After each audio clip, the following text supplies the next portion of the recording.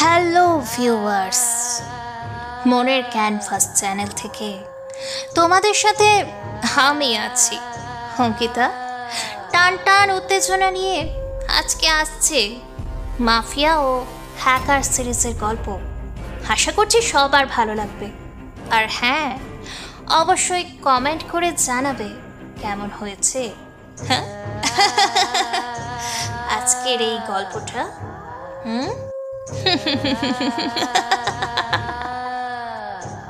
Viewers, ভাবছি খুব তাড়াতাড়ি লাইভে আসবো আমরা। এই বিষয়ে আপনাদের কোনো মতামত থাকলে অবশ্যই কমেন্ট করে জানাবেন। ধন্যবাদ সবাইকে, ভালো থাকবেন সবাই, আল্লাহ হাফেজ।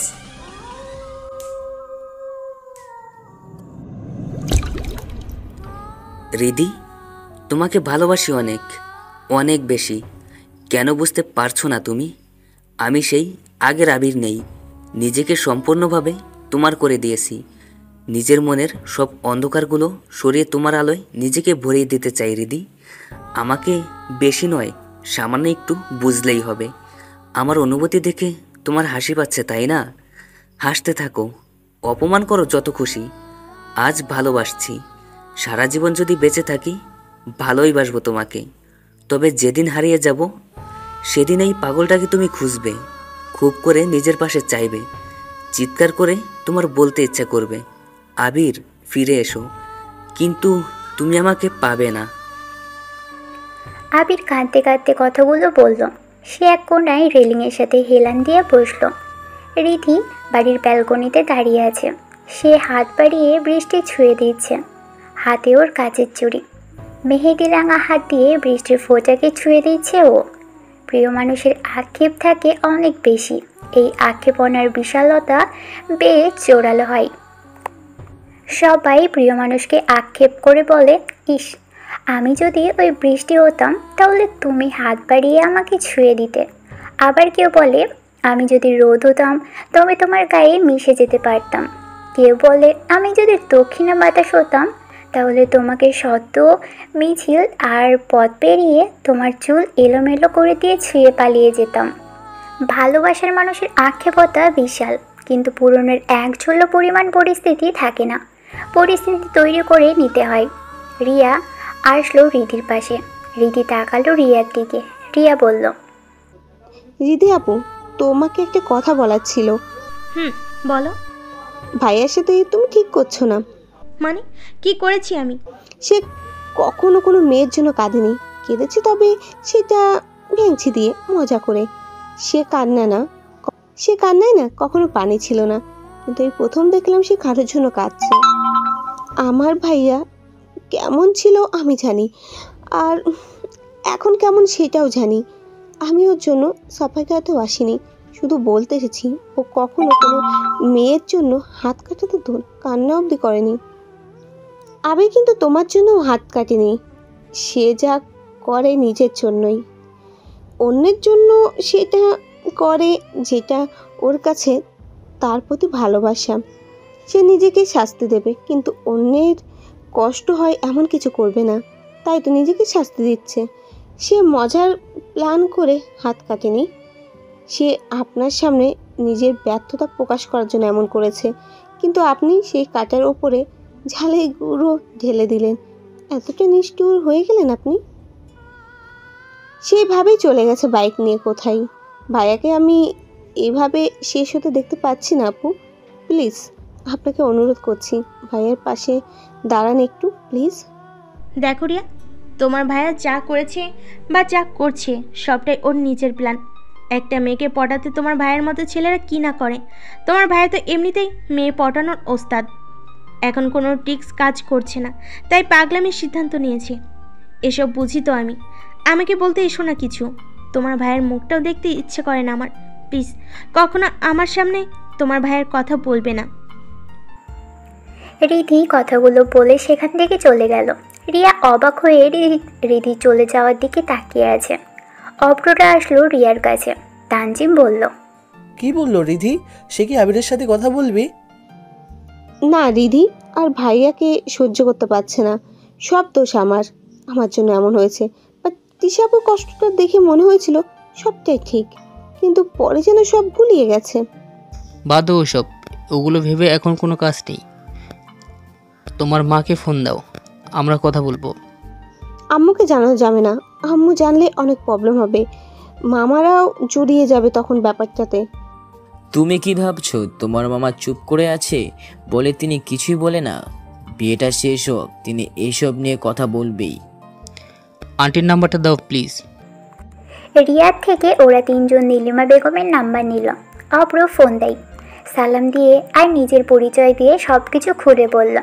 ওপাশ থেকে উত্তেজিত হয়ে নীলিমা বেগম বলল, ভেবেছিলাম কখনো গ্রামে যাব না, কিন্তু না, এবার আমার আসতেই হবে। তোমরা এগিয়ে এসো, আমি আসছি। আবির বা বাড়ির কেউ যেন না জানে আমি আসছি। জি আন্টি, আমরা থাকছি, আপনি চলে আসুন।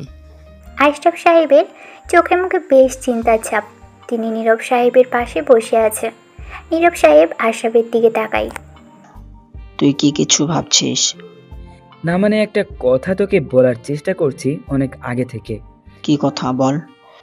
না মানে ভয় হচ্ছে তুই যদি আবার রাগ করিস। রাগ করার কথা, আমি তো তোর বন্ধু ছাড়া আর কেউ না। আশরাফ, এসব কি বলিস তুই? দেখ, রাগ করার মতো কথা তুই এবার বললি। আচ্ছা বাদ দে, তাহলে বলেই ফেলি। আসলে আমি ভাবছি কি, যেহেতু বাড়ির সবাই জানে আবির রিদিকে ভালোবাসে, সবার সামনেই ভালোবাসি বলল, কেমন হয় যদি আবির আর রিদির একসাথে বিয়ে দেই? নীরব সাহেব বসা থেকে উঠে দাঁড়ালো। আশরাফ সাহেব এমন একটা প্রস্তাব প্রকাশ করবে যার জন্য নীরব সাহেব মোটেও প্রস্তুত ছিলেন না। কি বলবে তিনি ভাবতে থাকলেন। কিছু সময় পর বলল, ছোট থেকে তুই আর আমি বড় হয়েছি, মাঝখান থেকে সবকিছু এলোমেলো হয়ে যায়। আবার পরে আমরা ঠিক হয়ে গিয়েছিলাম, আমাদের সম্পর্কটাও ঠিক হয়ে যায়।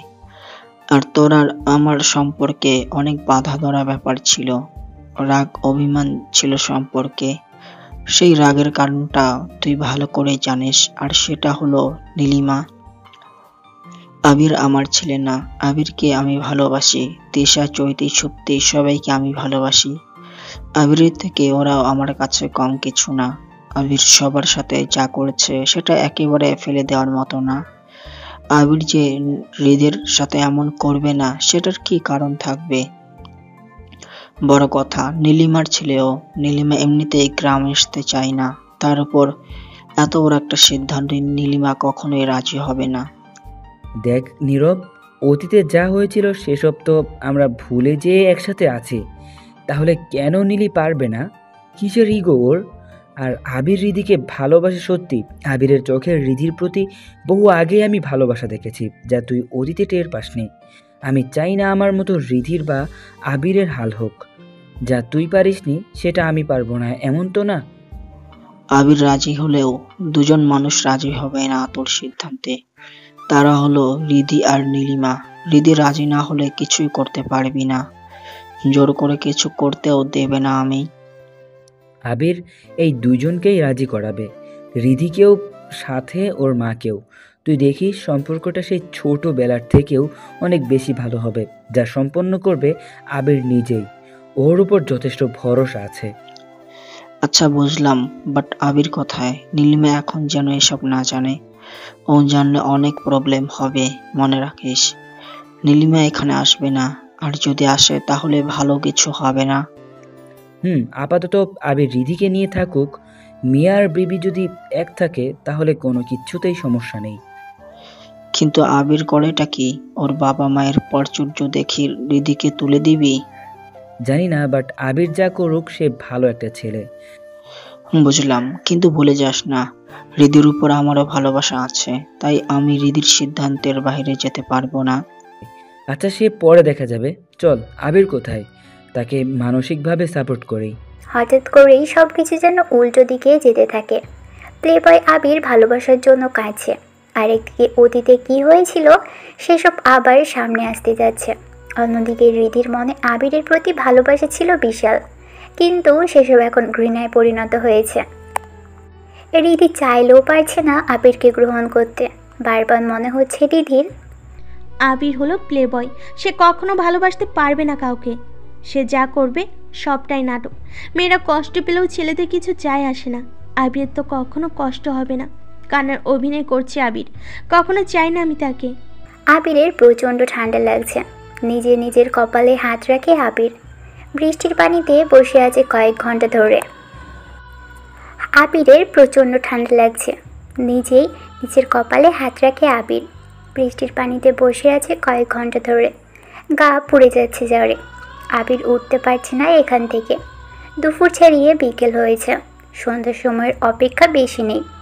না খেয়ে আছে সারাদিন আবির। রাতেও ঘুমোতে পারেনি ও। তার উপর ঘুমের ওষুধ খেয়েও ঘুম আসেনি আবিরের। লাগাতার সিগারেট খেয়েছে আবির। কিছুক্ষণ আগে থেকেই গা থেকে রক্ত ঝরিয়েছে। সব কিছু আবিরের নিয়ন্ত্রণের বাইরে। নিজেকে সামলে রাখা ছেলেটা এখন ভালোবাসার জন্য নিজেকে নিঃশেষ করে দিচ্ছে, যা কেউ কোনোদিন ভাবেনি। আবিরের শরীর এখন অনেক দুর্বল। সে উঠে দাঁড়াতেও পারছে না। বৃষ্টির গতি আরও বাড়তে লাগলো। এদিকে অপররা আশরাফ আর নীরব সাহেব বেরিয়ে পড়ল আবিরকে খুঁজতে। অনেক জায়গায় খুঁজেছে আবিরকে, কিন্তু আবির কোথাও নেই। আবির বসা থেকে উঠে দাঁড়ালো। কোনো রকম নিজেকে সামলে নিয়ে বাইকের কাছে আসলো। চাবির সাহায্যে বাইক স্টার্ট দিল ও। মাথা কাজ করছে না যেন আবিরের। সেলফ স্টার্ট বলে সে পায়ে স্টার্ট দিতে যায়। পরক্ষণে মনে পড়ে ওর বাইক স্টার্ট দিয়ে ও পরিচিত রাস্তার দিকে এগিয়ে আসতে থাকে। কিছু দূর যেয়েই আবিরের চোখ যেন অন্ধকার হয়ে আসতে থাকে। মাথায় প্রচণ্ড যন্ত্রণা হতে থাকে ওর। সে এসবকে পাত্তা না দিয়ে বাইকের স্পিড বাড়াতে থাকে। পাকা রাস্তায় পানি জমে থাকায় আর সামনে থেকে আরও একটি বাইক আসায় আবির সামনের ব্রেক চেপে ধরল।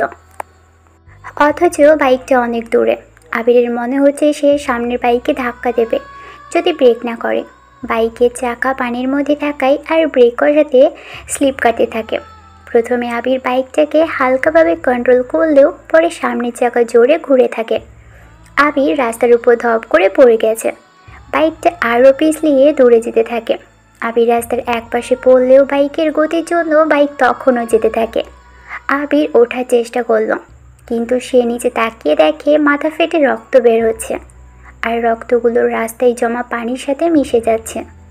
ঝুম বৃষ্টির সাথে লাল তাজা রক্ত যেন আবিরকে দুর্বল করে দিয়েছে। আবির হামাগুড়ি দিয়ে যাওয়ার চেষ্টা করলো, কিন্তু ওরা শক্তি নেই। সব কিছু কেমন অন্ধকার হতে থাকে। চোখে বেশ জোরে ঘুম এসে কর্নারা শুরু করে দিয়েছে। চারপাশে কাউকে দেখতে পাচ্ছে না আবির। যে বাইকটা আসছিল সেটা আসলে আবিরের ভ্রম ছিল। আবির পানির মধ্যে মাথা দিয়ে শুয়ে পড়ে রাস্তায়। ওর আর কিছু মনে নেই। তারপর অপররা আর নীরব ও আশরাফ সাহেব গাড়ি নিয়ে এগিয়ে আসে আবিরের দিকে। আবিরের গাড়ি দূর থেকে পড়ে থাকতে দেখেছে ওরা। তাড়াতাড়ি গাড়ির কাছে আসলো ওরা। সামনে তাকিয়ে দেখে আবির পড়ে আছে। ওরা দৌড়ে আসলো আবিরের কাছে। কয়েকজন ডাকাডাকি করলো আবিরকে, কিন্তু আবির গভীর ঘুমে আচ্ছন্ন। আবির চোখ খুলে তাকায়। সন্ধ্যা পার হয়ে রাত হয়ে গেছে। পাশে অব্র, ওর মামা, আশরাফ সাহেব আর তানজিমদের দেখলো। আবিরকে ওরা সবাই বিকেলে হসপিটালে এনেছে। হাতে ব্যান্ডেজ, মাথাটাও ব্যান্ডেজ করা। হাত ভাঙেনি, কাঁচা দাগ থেকে রক্ত বের হচ্ছিল, তাই ব্যান্ডেজ করে দিয়েছে। মাথায় ভালো মতো চোট পেলেও আবির সুস্থ আছে। এখন কেমন আছিস আবির? ভালো। ঠিক আছিস তো তুই? মামা ঠিক আছি। কেন করছিস এমন পাগলামি? শোন, পাগলামি তার জন্যই করা যায় যে তোর এই পাগলামির মূল্য দেবে। সহজে পাওয়া আর কেড়ে খাওয়ার মধ্যে অনেক পার্থক্য মামা। আমি হসপিটালে থাকবো না, বাসায় নিয়ে চলো। আচ্ছা, তাহলে আপনার আবিরকে নিয়ে যান, আমাদের একটু কাজ আছে, সেটা করে আমরা আসি। অব্র কথাটা বলে কেবিন থেকে বের হলো। ওর সাথে তানজিম আর অব্ররাও আছে। নীলিমা বেগম ওদেরকে ফোন দিয়েছে, তাই তাড়াতাড়ি বের হয়ে চলে যায় ওরা। এদিকে আবিরকে নিয়ে নীরব মামারা বাড়িতে আসলো। আবিরকে দেখে ওর বাবা রাহুল সাহেব করুণ দৃষ্টিতে তাকালো। আশরাফ সাহেব বাড়িতে ফোন করে আগেই সব কিছু বলেছিল, কিন্তু কাউকে আসতে দেয়নি হাসপাতালে। রিয়া আবিরকে দেখে দৌড়ে এসে জড়িয়ে ধরল, কাঁদতে কাঁদতে বলল, ভাইয়া তুই ঢাকাতে ফিরে চল, এখানে থাকলে তুই ভালো থাকবি না। আবির রীতির দিকে তাকালো। বাড়ির সবাই গোল হয়ে দাঁড়িয়ে আছে চারপাশে। বড় মামি, ছোট মামি সবাই আসলো আবিরের কাছে। ওদের সবার চোখে পানি। আবিরকে জড়িয়ে ধরে কান্না শুরু করে দিয়েছে ওরা। আবির বলল, আমার কিছু হয়নি, আমি ঠিক আছি। আর এত তাড়াতাড়ি আমি যাচ্ছি না। আমি চলে গেলে একজন অনেক বেশি খুশি হলেও আমি তাকে না নিয়ে যাব না এখান থেকে। কথাগুলো রিধির দিকে তাকিয়ে বলল আবির। রিধি আবিরের দিকে তাকিয়ে চলে যায় সেখান থেকে। আবির মনে মনে হাসল। রিধি, তুমি যতই আমাকে এড়িয়ে যাও না কেন, আমি ঠিকই তোমাকে আমার করেই নেব। আবির এখন কেমন আছে? নীলিমা বেগমের কথা শুনে অপরার সামনে তাকালো। একজন সুন্দরী মডার্ন টাইপ মহিলা তিনজনের সামনে এসে দাঁড়িয়েছে। ওরা গ্রামের প্রবেশের রাস্তায় দাঁড়িয়ে আছে। নীলিমা বেগম গাড়ি থেকে আসলো ওদের সামনে। আবিরের কাছ থেকে নীলিমা বেগম অনেক আগেই তিনজনের ছবি দেখেছিল, তাই চিনতে ভুল হয়নি। কিন্তু ওরা নীলিমা বেগমকে চেনে না। তবে মহিলার মুখে আবিরের নাম শুনে বুঝে যায় এটাই আবিরের মা। জি আন্টি, ও এখন ভালো আছে। গাড়িতে উঠে বসো আর সোজা তোমাদের এমপি সোহেল আহমেদের বাড়িতে চলো। মানে ও এখানে কেন?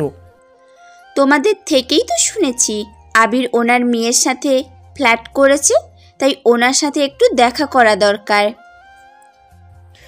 কিন্তু উনি তো আপনার ভাইয়ার শত্রু। Shut up! আমি এখানে ভাইয়ের জন্য আসিনি, এসেছি আবিরের জন্য।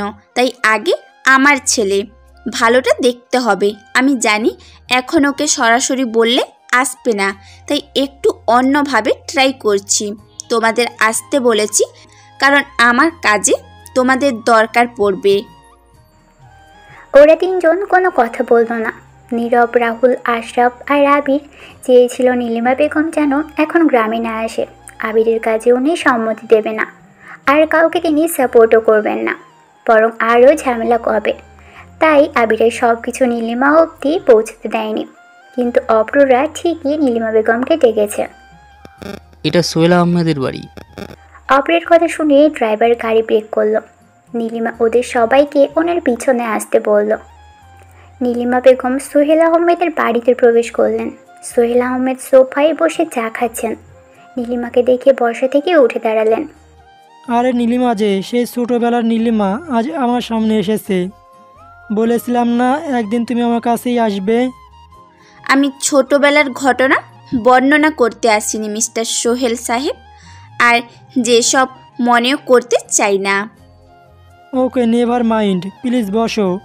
আমি তো ভাবতেই পারছি না দেশের একজন বিজনেস আইকন আমার মতো গরিবের বাড়িতে কেন। যখন প্রয়োজন পড়ে মানুষ, তখন বাঘের সামনে দিয়ে কাঠও কুড়িয়ে আনতে পারে। ঠিক। তা আমার কাছে কি প্রয়োজন? নীলিমা বেগমের সামনে চা এনে রাখা হলো। পাশে সোফাতে অপররা বসেছে। এখন ওরা একটু একটু আন্দাজ করতে পেরেছে আমিরের আম্মুকে হয়তো ডাকা ঠিক হয়নি, কারণ বেশ বড় রকমের ঝামেলা হতে যাচ্ছে। কিন্তু এখন আর এসব ভেবে লাভ নেই। নীলিমা বেগম বলল, আমি ভনিতা পছন্দ করি না। তোমার সাথে এত বছর পর দেখা করে নিশ্চয়ই ছোট কিছু বলার জন্য আসিনি। সেটা তো বুঝতেই পেরেছি। আমি এখানে বিজনেস আলাপও করতে আসিনি। বিজনেস নিয়ে কথা বলতে আসলে আমার পাশে অনেক সিকিউরিটি আর আমার অফিসের লোকেরাই থাকতো, কিন্তু এখানে তোমার গ্রামের ছেলেগুলো আছে, সাথে সাধারণভাবেই এসেছি আমি। বলো কি জন্য এসেছো? বিজনেস করবা নাকি আমিও? তোমার মেয়ে জেরিনের সাথে আমার ছেলের বিয়ের প্রস্তাব এনেছি। নীলিমা বেগমের কথা শুনে চারজন লোক বসা থেকে চমকে উঠে দাঁড়ালো। অব্র, তানজিম আর নিশাত এতক্ষণ যে ভয়টা পাচ্ছিল ঠিক সেটাই শুরু হয়ে গেছে। ওরা চেয়েছিল আবির ওর মাকে দেখে হয়তো বর্তমানে যে অবস্থা সেখান থেকে বের হতে পারবে, এই জন্য ওর মাকে ডেকেছিল ওরা। কিন্তু তিনি এসে এভাবে মাইন্ড গেম খেলবে ভাবতেই পারেনি।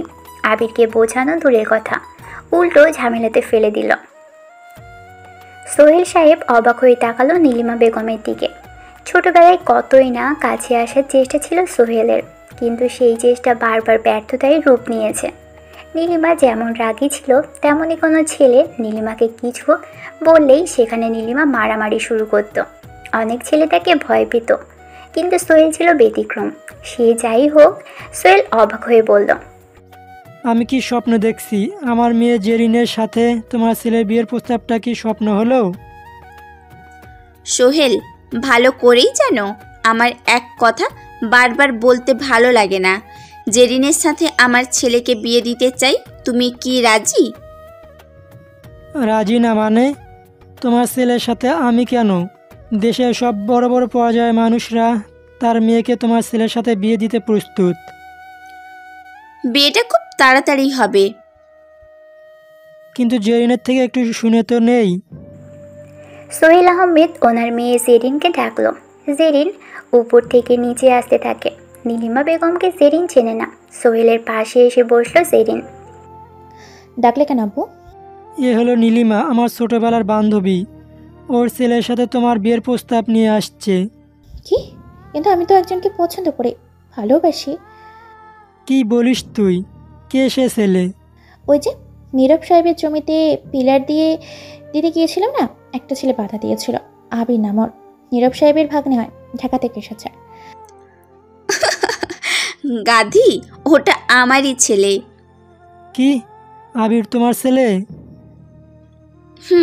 ও আমারই ছেলে।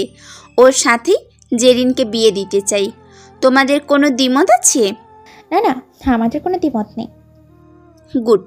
আমি বিজনেস আর আত্মীয়তা এক করি না, কিন্তু দুই জায়গাতে না শুনতে অভ্যস্ত নই আমি।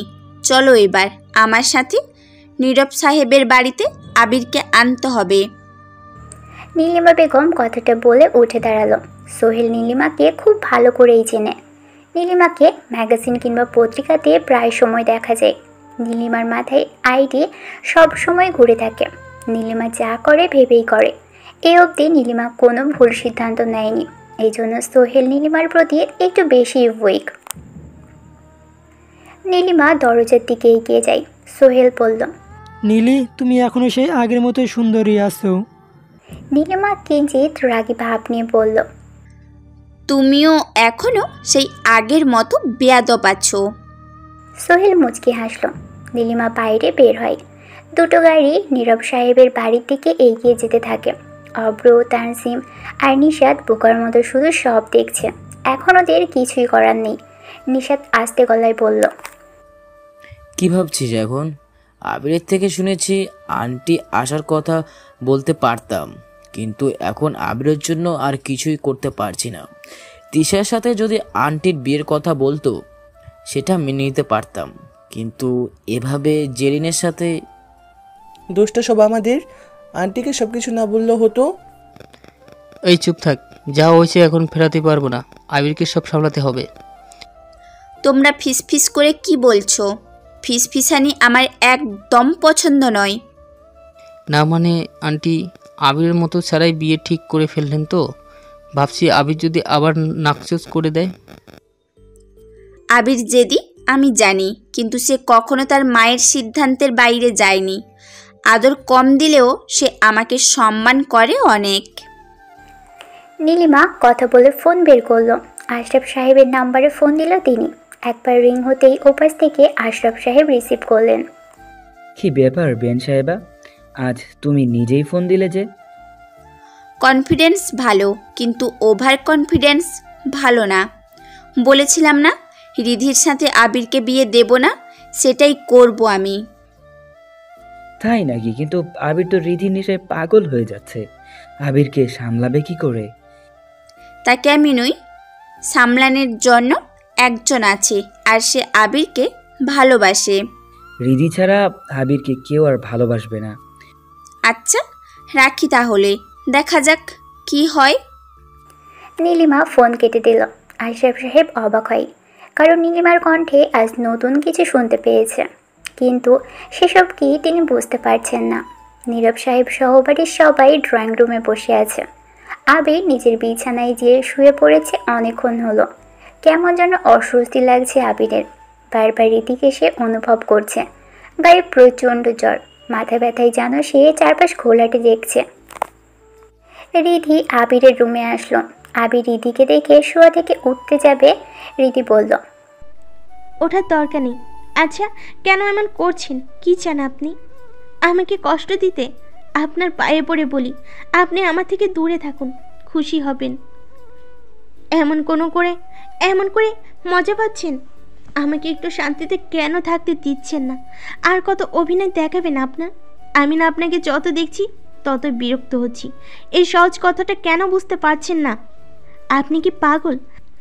আরে পাগলেরাও তো ক্ষুধা লাগলে নিজের ভালোটা বুঝে খেতে যায়। আর আপনি কি শুরু করেছেন? না খেয়ে থাকছেন, সিগারেট খাচ্ছেন, ঘুমাচ্ছেন না।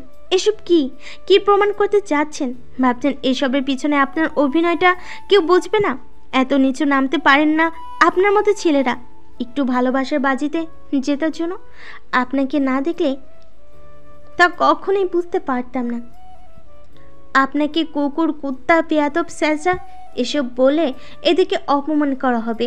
অনেক ছেলে দেখেছি, কিন্তু আপনার মতো জঘন্য ছেলে আমি কোনো দিন দেখিনি। প্লিজ আপনি আমার পিছু ছেড়ে দেন, আমি আর নিতে পারছি না। রিধি কথাগুলো আবিরের দিকে তাকিয়ে বলল। আবিরের দুই চোখের কোনা বেয়ে পানির নিচে গড়িয়ে পড়ছে। রিধি কথাগুলো বলে চলে যাচ্ছিল। আবির ডাক দেয়, রিধি, ভেবেছিলাম আমার অসুস্থতায় তুমি হয়তো ব্যথিত হয়েছো। ভেবেছিলাম তুমি আসবে আর বলবে। আবির, নিজেকে আর কষ্ট দিও না, আমি আছি তোমার পাশে। ভেবেছিলাম আমার হাত ধরে বলবে সরি, আর কখনো তোমাকে অ্যাভয়েড করব না। কিন্তু না রিধি, আমার সব ভাবনাগুলো ভুল। তোমাকে নিয়ে বোনা স্বপ্নগুলো তোমার অপমানের যতটা না নষ্ট হওয়ার কথা। মজার ব্যাপার হলো তুমি আমাকে গালি দিলেও স্বপ্নগুলো আরও বেশি প্রখর হচ্ছে। রিধি, তোমার পায়ে পড়ি, প্লিজ আর কষ্ট দিও না। আমি তোমার সাথে থাকতে চাই, তোমার সাথে ভালো থাকতে চাই। তুমি আমার কাছে আকাশের মাঝে বিশালতার উপমা। তুমি আমার চোখেতে সরলতার প্রতিমা। হারামি, তোর নাটক বন্ধ কর। এসেছিলাম তোকে ভালোভাবে বোঝাতে, কিন্তু না, তুই তো শালা ভালোভাবেই বুঝবি না। তোর সাথে কথা বলাটাই আমার ভুল। মর তুই। রিধি কথাগুলো বলেই চলে গেল। আবির জোরে একটা নিঃশ্বাস ছাড়ল। ঠিক তখনই নিচ থেকে কলিং বেলের শব্দ শুনতে পেল আবির। শুধু আবির নয়, বাড়ির সবাই শুনতে পেল। নীরব সাহেব বলল, এই অসময় আবার কি হলো? নীরব সাহেব হেঁটে দরজা খুললেন। দরজার ওপাশে তাকিয়ে দেখলো সোহেল আহমেদ দাঁড়িয়ে আছে।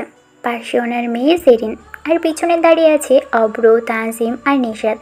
নীরব সাহেব বলল, কি ব্যাপার অভ্র, এনারা এখানে কেন? কেমন আছেন নীরব সাহেব? ভিতরে আসতে বলবেন না? ভালো, কেন এসেছেন এখানে? একটা বিশেষ প্রস্তাব নিয়ে। বিশেষ প্রস্তাব? সেটা কি? আমার মেয়ে জেরিনের বিয়ের প্রস্তাব নিয়ে এসেছি। অভ্র, ওনাদেরকে তুই এসব কথা বলার জন্য এখানে এনেছিস? ওরা কেউ বলেনি, ভেতরে যেয়ে বসে কথা বলি। আশরাফ, ভিতরে নিয়ে আয় ওদের। 1 মিনিট, আমার এক বিশেষ অতিথি ওর সাথে এসেছে।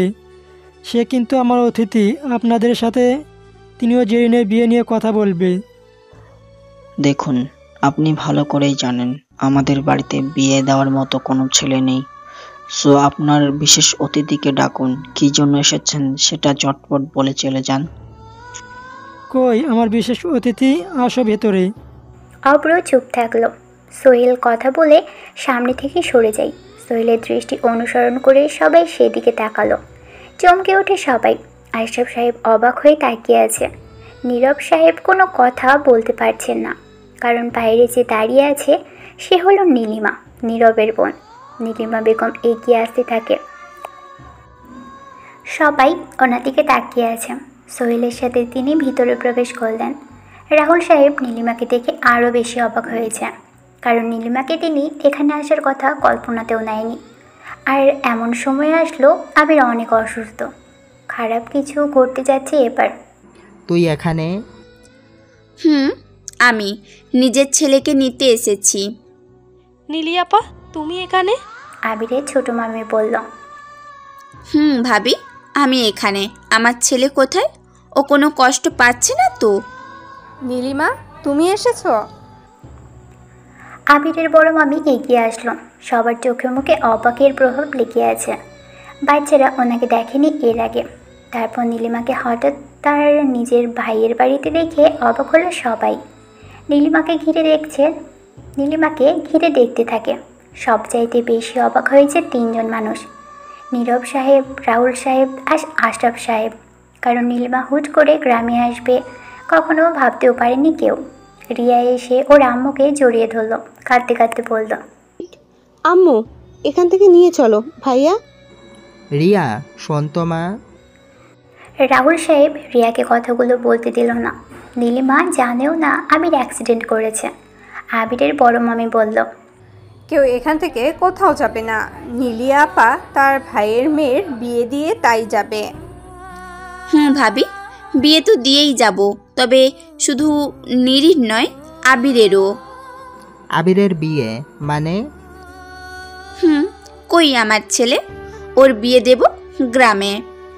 নীলিমা আগমনে যতটা না অবাক হয়েছে তার থেকে বেশি অবাক হয়েছে আবিরের বিয়ের কথা শুনে। আবিরের বড় মামি নীলিমাকে নিয়ে সোফায় বসালেন। নীরব, আশরাফ আর রাহুল সাহেব তিনজনের মুখের দিকে তাকিয়ে আছে। আবিরের বড় মামি বলল, ও বুঝেছি, আমাদের রিধির সাথে আবিরের বিয়ে দেওয়ার কথা বলছো তাই না? কিন্তু সমস্যা হলো রিধি আবিরকে এখন একটু এড়িয়েই চলছে। ভাবি, আমি রিধির কথা তো বলিনি। আর রিধি কে যে আবিরকে এড়িয়ে চলছে? আমার ছেলের বিয়ে রিধির সাথে এমনিতেও দেব না, রিধি চাইলেও না বা আবির চাইলেও না। নীলি, তুমি হঠাৎ করে এসে কি সব বলছো? কিছুই বুঝতে পারছি না। আমি বলছি ভাই সাহেব, ব্যাপারটা কি? আমার মেয়ে জেরিনের সাথে আপনার ছেলে আবিরের বিয়ের কথা হচ্ছে এখন। নিশ্চয়ই সবাই এবার পুরো বিষয়টা বুঝতে পারছেন। আবির আর জেরিনের বিয়ে খুব শীঘ্রই। সোহেল আহমেদ বলল, তো এটা কোনো অফিস বা তোমার বাড়ি না, যখন যা ইচ্ছা বলবে। আমার ভাগ্নেকে নিয়ে তোমার মেয়ের সাথে বিয়ে দেব না, কোনোদিনও না। আমার ছেলের সিদ্ধান্ত আমার। আবিরের কার সাথে বিয়ে হবে কার সাথে হবে না সিদ্ধান্তটা আমার। কি হচ্ছে এসব? ভাই তো ঠিক বলেছে। তাছাড়া সবার পছন্দের ব্যাপার আছে তো। জেরিন যেমন মেয়ে তেমন আমাদের কারোর পছন্দ না। জেরিন সুন্দরী, এ ব্যাপারে কোনো সন্দেহ নেই, বাট জেরিন বউ হতে পারবে না আবিরের। আমি কারোর না বা হ্যাঁ শোনার জন্য আসিনি। আমি শুধু এটাই বলতে এসেছি আর আবিরকে নিয়ে যেতে এসেছি। আবির আর জেরিনের বিয়ে হবে, ব্যাস। কেন এমন জিদ করছো তুমি? কারো পছন্দের কথা বাদ দিলেও আবিরের তো পছন্দের ব্যাপার আছে। সবাই চুপ করো, আমি আবিরকে নিয়ে যাব আর জেরিনের সাথে বিয়ে। আম্মু, আমি রিদিকে ভালোবাসি। সবাই সিঁড়ির দিকে তাকালো, দেখে আবির এসে দাঁড়িয়েছে। ওর মাথায় ব্যান্ডেজ, রক্ত লেগে আছে, হাতেও ব্যান্ডেজ করা, মুখটা শুকনো, চোখ লাল হয়ে আছে, চুলগুলো এলোমেলো। বোঝা যাচ্ছে আবির ঠিক মতো খায়নি, নিজের খেয়ালও নেয়নি। নীলিমা আবিরকে দেখে দৌড়ে যায়। আবির, কেমন আছো তুমি? ভালো নেই তুমি? গায়ে জ্বর, মাথায় ব্যান্ডেজ কেন? হাতে কি হয়েছে তোমার? তোমার ছেলে সবসময় ভালো থাকে আম্মু। ঠিক আছি। তুমি এখানে কখন এসেছো? আমাকে জানাওনি কেন? সব বলবো, আগে তুমি এখান থেকে চলো, ডাক্তারের কাছে চলো। তোমার মামা তোমাকে ঠিকভাবে খেতেও দেয়নি, তাই না? এখানে এই জন্য পাঠাতে চাইনি। চেহারার কি হাল করেছো একবার দেখেছো? দেখো, কেউ তোমাকে এই বাড়িতে আপন ভাবে না, তাই না? না মামা, না তোমার মামি। আম্মু, সবাই আমাকে ভালোবাসে, শুধু একজন বাদে। তবে টেনশন নেই, সেও আমাকে ভালোবাসবে। আর মামার বাড়ি ছেড়ে কোথাও যাব না। কিসের মামা? আমার কোনো ভাই নেই। আবির, তুমি চলো, তোমার মা কষ্ট পাচ্ছে, দেখছো না? ওহ, তোমাকে তো বলা হয়নি, তুমি অনেক বড় হয়ে গিয়েছো। দেখতে দেখতে বিয়ের বয়স হয়ে গেছে তোমার। মেয়েও দেখেছি তোমার জন্য। কে সে? ওই যে জেরিন। আবির অবাক দৃষ্টিতে তাকালো জেরিনের দিকে। জেরিন এগিয়ে আসে আবিরের দিকে। আবির জেরিনের থেকে চোখ সরিয়ে বলল, আমি জেরিনকে বিয়ে করব না আম্মু। আমি রিদিকে ভালোবাসি। রিদিকে না পেলে নিজেকে শেষ করে দিব। আবির, মায়ের মুখের ওপর না বলতে নেই। আম্মু, রিদিও আমাকে ভালোবাসে। তুমি প্লিজ জেরিনকে বোঝাও। তাই নাকি? আচ্ছা, রিধি যদি তোমাকে ভালোবাসে বা এখন সেটা স্বীকার করে, তবেই আমি জেরিনকে নিয়ে চলে যাব। আবির রিধির সামনে আসলো। কাপা কাপা হাতে রিধির হাত ধরলো আবির। রিধি একবার জেরিনের দিকে তাকাই আর একবার নীলিমা বেগমের দিকে তাকাই। রিধি জানতো না নীলিমা বেগম আবিরের মা। নীলিমা রিধির দিকে তাকালো। আশরাফ আর নীলিমা একদিন নদীর পাড়ে বসে ভাবছিল অনেক কথা। নীলিমা বলেছিল, আশরাফ, দেখে নিও, আমাদের মেয়ে পুতুলের মতোই দেখতে মিষ্টি হবে। রিধি নাম রাখবো ওর। নীলিমা অবাক হয়, কারণ রিধি আসলে পুতুলের মতোই সুন্দর হয়েছে। নামও নীলিমার দেওয়া, রিধি। কিন্তু বাচ্চারা এসব কিছুই জানে না। তুমি তাহলে রিধি? তো বলো, আমার ছেলেকে তুমি ভালোবাসো? কারোর দিকে না তাকিয়ে তোমার মনের কথাটাই বলো। রিধি চুপ থাকে। নীলিমা বেগম আবিরকে চুপচাপ থাকতে বলতো ইশারায়। আবির রিধির হাত ধরে আছে। রিধিকে আবার বলল নীলিমা, বলো আবিরকে ভালোবাসো, আজ সিদ্ধান্ত তোমার। রিধি নীলিমার দিকে তাকালো। পাশে জেরিন দাঁড়িয়ে। জেরিন রিধির দিকে তীক্ষ্ণ দৃষ্টিতে চেয়ে আছে। রিধি আবিরের মুখের দিকে তাকালো। রিধি কল্পনাতে তৃষা, চৈতি, সুপ্তি, মিম, জ্যোতি, মিথি সবার কথা ভাবতে লাগলো। মনে মনে বলল, আবির আমাকে ভালোবাসে না, সে একজন ফ্রড, নাটকবাজ। আই হেট হিম। কথাগুলো ভাবতে ভাবতেই রিধি জোরে ঝাঁকি দিয়ে আবিরের হাত ছাড়িয়ে নেয়। আবির অবাক হয়ে তাকালো রিধির দিকে। শুধু আবির নয়, বাড়ির মধ্যে থাকা সবাই রিধির দিকে তাকালো অবাক হয়ে। রিধি জোরে জোরে বলল, আমি আবিরকে ভালোবাসি না। I hate him. I just hate him. আবিরের মুখটাও দেখতে চাই না আমি। অসহ্য লাগে আমার, পেইন হয়। কেন সবাই বুঝতে পারছো না আমার কথা? আই জাস্ট হেট হিম। কথাগুলো বলে রিধি দৌড়ে চলে যায় সেখান থেকে। নীলিমা বেগম আশরাফ সাহেবের দিকে আর চোখে তাকালো। মুচকে হাসতে থাকে নীলিমা বেগম।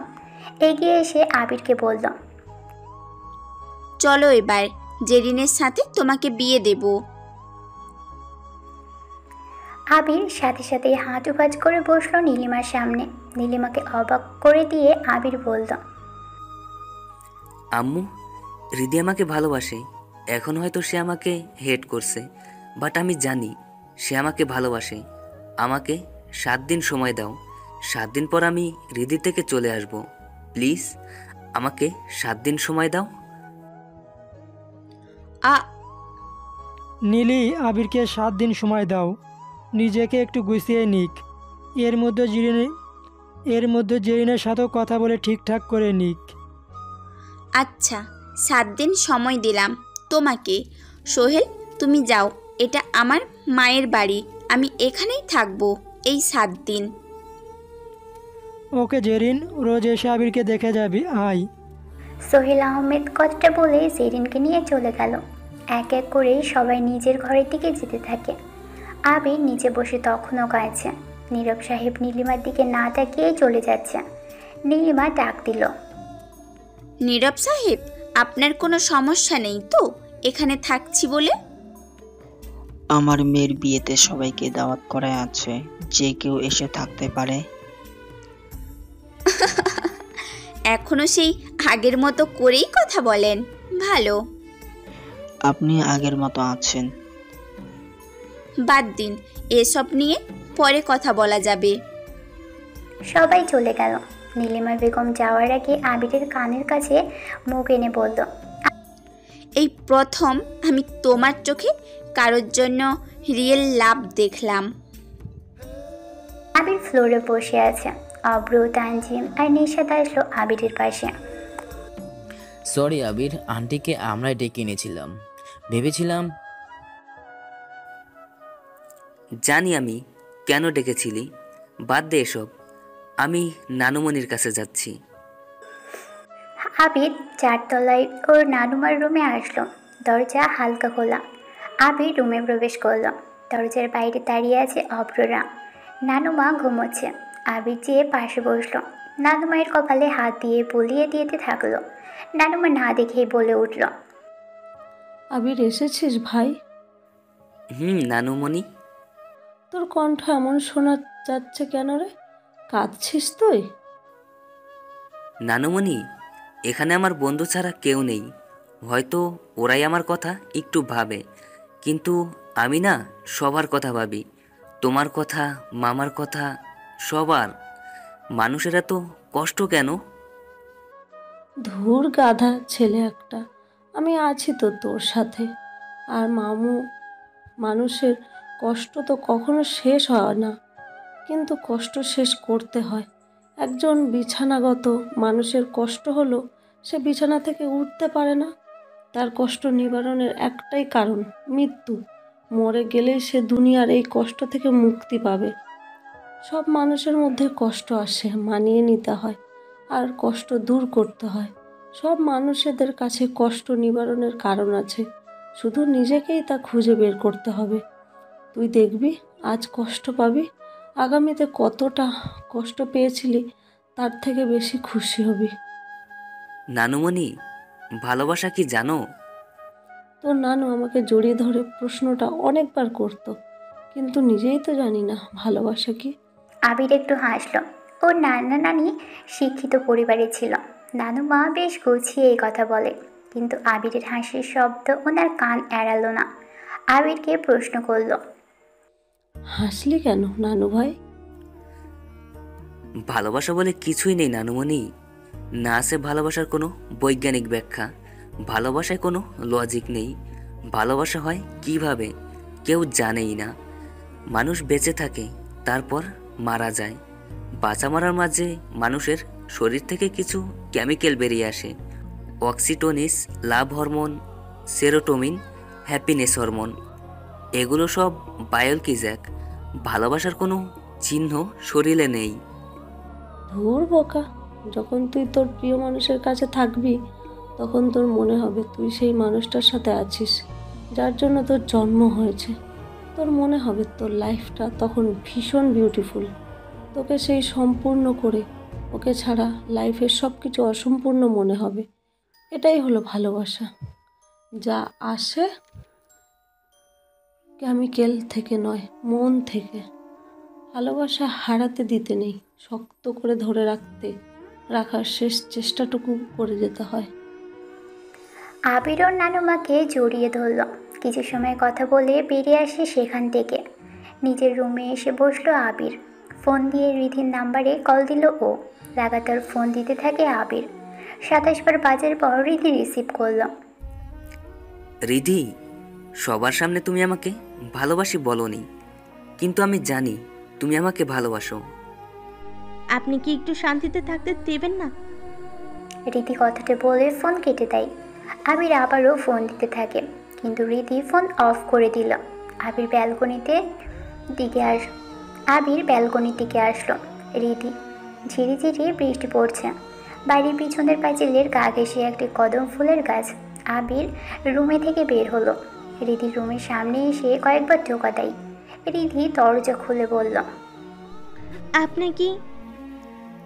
তোমাকে ভালোবাসি বলতে আসিনি এখন। বাইরে ঝিরিঝিরি বৃষ্টি হচ্ছে। তোমার রুমের ব্যালকনিতে যে পিছনের কদম ফুল গাছের দিকে তাকাও, দেখো না, ভালো লাগবে। আপনি এটা বলতে এত রাতে এখানে আসলেন? আমি ভাবলাম বৃষ্টির মধ্যে ভেজে গাছে উঠে আমার জন্য ফুল ফিরে আনবেন। সব ছেলেরা না কেবল ভালোবাসা মুখেই বলে, কাজে দেখায় না। রিধি কথাটা বলে আবিরের মুখের উপর দরজা আটকে দিল। আবির রিধি দরজায় টোকা দিতে যেয়েও থেমে যায়। রুমে চলে আসলো। ঘড়িতে তাকিয়ে দেখে রাত 12টা বেজে গেছে। বাইরে হালকা বৃষ্টি। আবির রুম থেকে বের হলো। রিধি ব্যালকনির দরজা খুলে বাড়ির পিছনের ওই কদম ফুল গাছের দিকে তাকালো। গুড়ি বৃষ্টির সাথে ঠান্ডা বাতাস রিধির মুখের উপর এসে বৃষ্টির ফোঁটা পড়তে লাগলো। রিধি চোখ বন্ধ করে বৃষ্টিতে নিচে গিয়ে ভেজাতে থাকে। কিছু সময় পর চোখ খুলো রিধি। ব্যালকনি থেকে চলে আসতে যাবে এমন সময় তাকিয়ে দেখে আবির ফুল গাছের নিচে এগিয়ে যাচ্ছে। রীতি বোকার মতো আবিরের হেঁটে যাওয়া দেখছে, গায়ে টি শার্ট আর ট্রাউজার পরা। আবির কখনো গাছে ওঠেনি। কদম ফুল গাছের নিচে দাঁড়িয়ে সে উপরে তাকালো। ফুলগুলোর রাতের সময় আর ল্যাম্পোস্টের বাতির আলোয় অনেক বেশি চমৎকার লাগছে। আবির ঢিল হাতে নিল, ফুলকে লক্ষ্য করে ছুটতে থাকে। রিধি তিনতলার ব্যালকনিতে দাঁড়িয়ে আবিরের এমন পাগলামি দেখে হেসে ফেলল। পরক্ষণে নিজেকে বোঝাতে থাকে, কিন্তু আবিরের এমন বাচ্চামি স্বভাব নিয়ে ফুল পাড়ে দেখে রিধি না হেসে পারল না। রিধি মনে মনে বলল, ছেলেটি গাধা, ঢিল ছুঁড়ে কি ফুল পাড়া যায়? আবির ভিজে গাছে একবার ওঠার চেষ্টা করে, কিন্তু হাতে অনেক ব্যথা থাকায় কিছু দূর উঠেই ধপাস করে নিচে পড়ে যায়। রিধি এমন পড়া দেখে আর নিজেকে থামিয়ে রাখতে পারল না, একটু শব্দ করেই হাসল। কিন্তু আবির অবধি এই হাসি পৌঁছয়নি। আবির 1 ঘন্টা ধরে ফুল পাড়ার চেষ্টা করলো, কিন্তু কিছুই হয়নি, বরং সে ভিজে আর কাদায় মাখামাখি হয়ে বিশ্রী করে ফেলেছে টি শার্ট। আবির ফিরে আসে। রিধিও ব্যালকনি থেকে চলে এসে ওয়াশরুমে ঢুকলো। কিছু সময় ধরে রিধি নিজেকে ওয়াশরুমের আয়নাতে দেখতে থাকে, মনে মনে বলতে থাকে, আচ্ছা, আমি যা করছি তা কি আদৌ ঠিক হচ্ছে? হতে পারে আবির আমাকে সত্যি ভালোবাসে। না না, ও ভালোবাসে না, সবটাই ভালোবাসার মাইন্ড গেম। রিধি শুকনো ড্রেস পরে রুমে আসলো। বিছানা ঠিক করে শোয়ার প্রস্তুতি নিচ্ছিল। তখনই ওর রুমে দরজায় টোকা দেওয়ার শব্দ শুনতে পেল ও। রিধি দরজা খুলে দেয়। তাকিয়ে দেখে প্রায় 100-এর বেশি কদম ফুল দিয়ে 2 হাত দিয়ে ধরে দাঁড়িয়ে আছে আবির। গায়ে কাদায় মুখ ভর্তি হয়ে আছে। অবশ্য কাদাগুলো 2 গালেই বেশি দেখা যাচ্ছে, ব্যান্ডেজে তেমন কাদাই লাগেনি। রিধি আবিরের এমন অবস্থা দেখে না হেসে থাকতেই পারল না। আবির হা হয়ে রিধির হাসি মুখের দিকে তাকিয়ে আছে। আবিরের গায়ে জ্বর ছিল। রিধি শব্দ করে হাসি দেখে আবিরের কাঁপুনি চলে যায়। রিধির শব্দ করে হাসি দেখে আবিরের কাঁপুনি চলে যায়। জ্বরটাও যেন কোথাও হঠাৎ করে উবে গেছে। আবির মন্ত্রপুক্তির মতো তাকিয়ে আছে রিধির দিকে। রিধি এমন শব্দময় হাসি শুনে বাড়ির অনেকেই ওর রুমের সামনে আসলো। এসে দেখে আবির কতগুলো কদম ফুল বৃষ্টির মধ্যে কাদা মেখে পেরে এনেছে রিধির জন্য। আর রিধি মিস্টার কাদা কুমারকে দেখে হাসতে হাসতে গড়িয়ে গড়িয়ে পড়ছে যেন। আবির বলল, একবার ফুল পাড়তে গিয়েছিলাম, কিন্তু ব্যর্থ হয়ে চলে আসি। আসার সময় মই পাই, মইয়ের সাহায্যে গাছে উঠে ফুল পারি। নামার সময় পড়ে যে কাদা লেগে গেছে, তুমি বলেছো তাই এনেছি। আরে ম্যাড, আমি বললাম বলে কি আনতে হবে? আমি তো মজা করে বলেছিলাম। তোমার বলাটা মজা হলেও আমি ফুল এনেছি, এটা সিরিয়াস। ফুল বাড়িয়ে ভালোবাসি বলতে আসিনি। আমাকে ঘৃণা করো, অপমান, গালি যা খুশি দিতে পারো, শুধু তুমি কি আমার এই 7 দিনের বন্ধু হবে? প্রমিস, 7 দিন পর তোমার সামনে কখনো আসবো না, প্লিজ। বন্ধু তো হওয়াই যায়। ওকে, ফুলগুলো দিন। রিধি আবিরের থেকে ফুলগুলো নিল। সবাই অবাক হয়েছে। আবিরের পাগলামি দেখে সবাই মনে মনে অনেক কিছু বললেও আবির যে ঋতুকে বন্ধু বানিয়ে ফেলেছে এইটাই বড় কথা। আবির খুশিতে লাফ দিয়ে ছুটির রুমে চলে যায়। ওর সব অসুস্থতা যেন চলে গেছে। আবির এবার তার ভালোবাসার জন্য প্লে বয়ের সব ট্রিক্স কাজে লাগাবে। এতদিন ফান করে কাজে লাগিয়েছে, এবার থেকে সে নিজের ভালোবাসার জন্য কাজে লাগাবে। আবির বুঝতে পারে সকাল হয়েছে। সে চোখ বন্ধ করে শুয়ে আছে। এই প্রথমবার আবিরের খুব সকালে ঘুম ভেঙে গেছে। আর ঘুম ভাঙবেই বা না কেন, খুব জোরে যে মাইকে গান বাজছে। সকালের আলো ফুটতেই আবিরের কাজিনেরা আর বন্ধুরা এসে সাউন্ড বক্সে বিয়ে উপলক্ষে গান বাজিয়ে চলেছে। আবির চোখ না খুলে কান পাতল। গান হচ্ছে।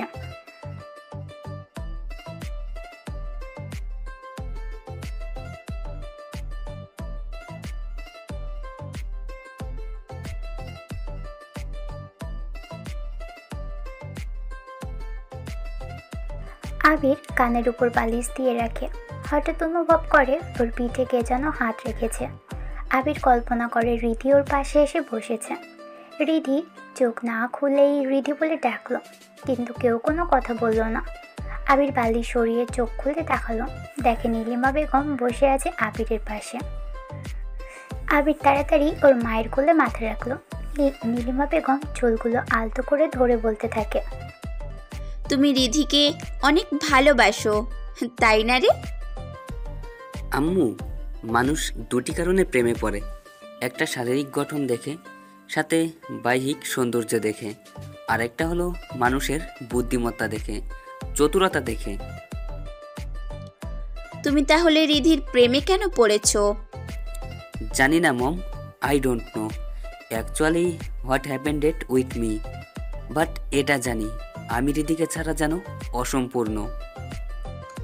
আচ্ছা, আজ থেকে তোর দিন শুরু। আই উইশ তুই বা তোর ভালোবাসাটাই যেন জিততে পারে। যা, তোর মামার মেয়ের বিয়ে, তোর দায়িত্ব আছে। দেখ গ্রামে কেমন বিয়ে হয়, আমি তোর নানুমার সাথে দেখা করে আসি। নীলিমা বেগম কথা বলে রুম থেকে বেরিয়ে যায়। আবির বিছানা ছেড়ে উঠল। আজকে অনেকটা সুস্থ লাগছে আবিরের। এই সুস্থতার পিছনে কারণ হলো রিধি। রিধি গত রাতে হেসে কথা বলেছে, এই জন্য আবির খুশি। আবির অবাক হয়, মেয়েদেরকে পাত্তা না দেওয়া ছেলে আজ প্রিয় মানুষের হাসি দেখে খুশিতে অসুস্থতা সেরে গেছে। নীলিমা বেগম ওর মায়ের রুমে যেতে থাকে। আবির ওয়াশরুম থেকে বের হলো। আজ ওর মামাতো বোন নীরির বিয়ে, সবাই অনেক ব্যস্ত। এই দিনের জন্যই আবির ঢাকা থেকে গ্রামে এসেছিল। আবির পাঞ্জাবি আর পায়জামা পরে বের হয়, গলাতে একটি ওড়না পেঁচানো। উঠানে যেয়ে দেখে সবাই রং মাখামাখি করছে। রীতিকে পিছন থেকে তিশা রং মাখিয়ে দিয়ে দৌড়ে চলে যায়। আবির রীতিকে দেখে সেদিকে যেতে থাকে। আবির খুব কাছেই চলে যায় রিধির। রিধি হাতে রং নিয়ে ঘুরতেই আবিরের ডান গালে রঙের হাত পড়ে যায়। রিধি কিঞ্চিত আকস্মিকতায় পড়ে যাচ্ছিল। আবির ডান হাত দিয়ে রিধির কোমর জড়িয়ে ধরল। রিধিও আবিরের কাঁধ জড়িয়ে ধরে। দুজন দুজনের চোখের দিকেই তাকিয়ে আছে, কেউ কোনো পলক ফেলছে না। এই যেন মনে হচ্ছে হিন্দি কোনো রোম্যান্টিক সিরিয়ালের দৃশ্য। চারপাশে চিৎকার, মিউজিকের শব্দ, কোনোটাই যেন ওদের কানে যাচ্ছে না। অরিয়াপু আসলো সেখানে। দুজনকে এমনভাবে দেখে জোরে কাশি দিয়ে উঠল। সরি, আমি আপনাকেই দেখিনি। ভালোই তো লাগছিল। দেখুন, আমার কোনো ইচ্ছে নেই আপনার পাশে পাশে থাকার। বেশি স্মার্ট হওয়ার চেষ্টা করবেন না। রিধি, তোমার কাছে স্মার্টনেস দেখানোর কিছুই নেই, কারণ তুমি তো অলরেডি পটে আসো। ও প্লিজ, এসব সস্তা কথা আমাকে বলবেন না তো। আমার প্রচণ্ড বিরক্ত লাগে। কাল রাতে ফুল এনে দিয়েছিলেন, হেসে কথা বলেছি, তার মানে এই নয় যে আপনাকে ভালো লাগতে শুরু করেছে। আপনি সবসময় আমার কাছে বিরক্তিকর। কবে যাবেন এখান থেকে আপনি? আমি গেলেই কি তুমি হ্যাপি থাকবে? থাকবো, অনেকটাই হ্যাপি থাকবো। আচ্ছা।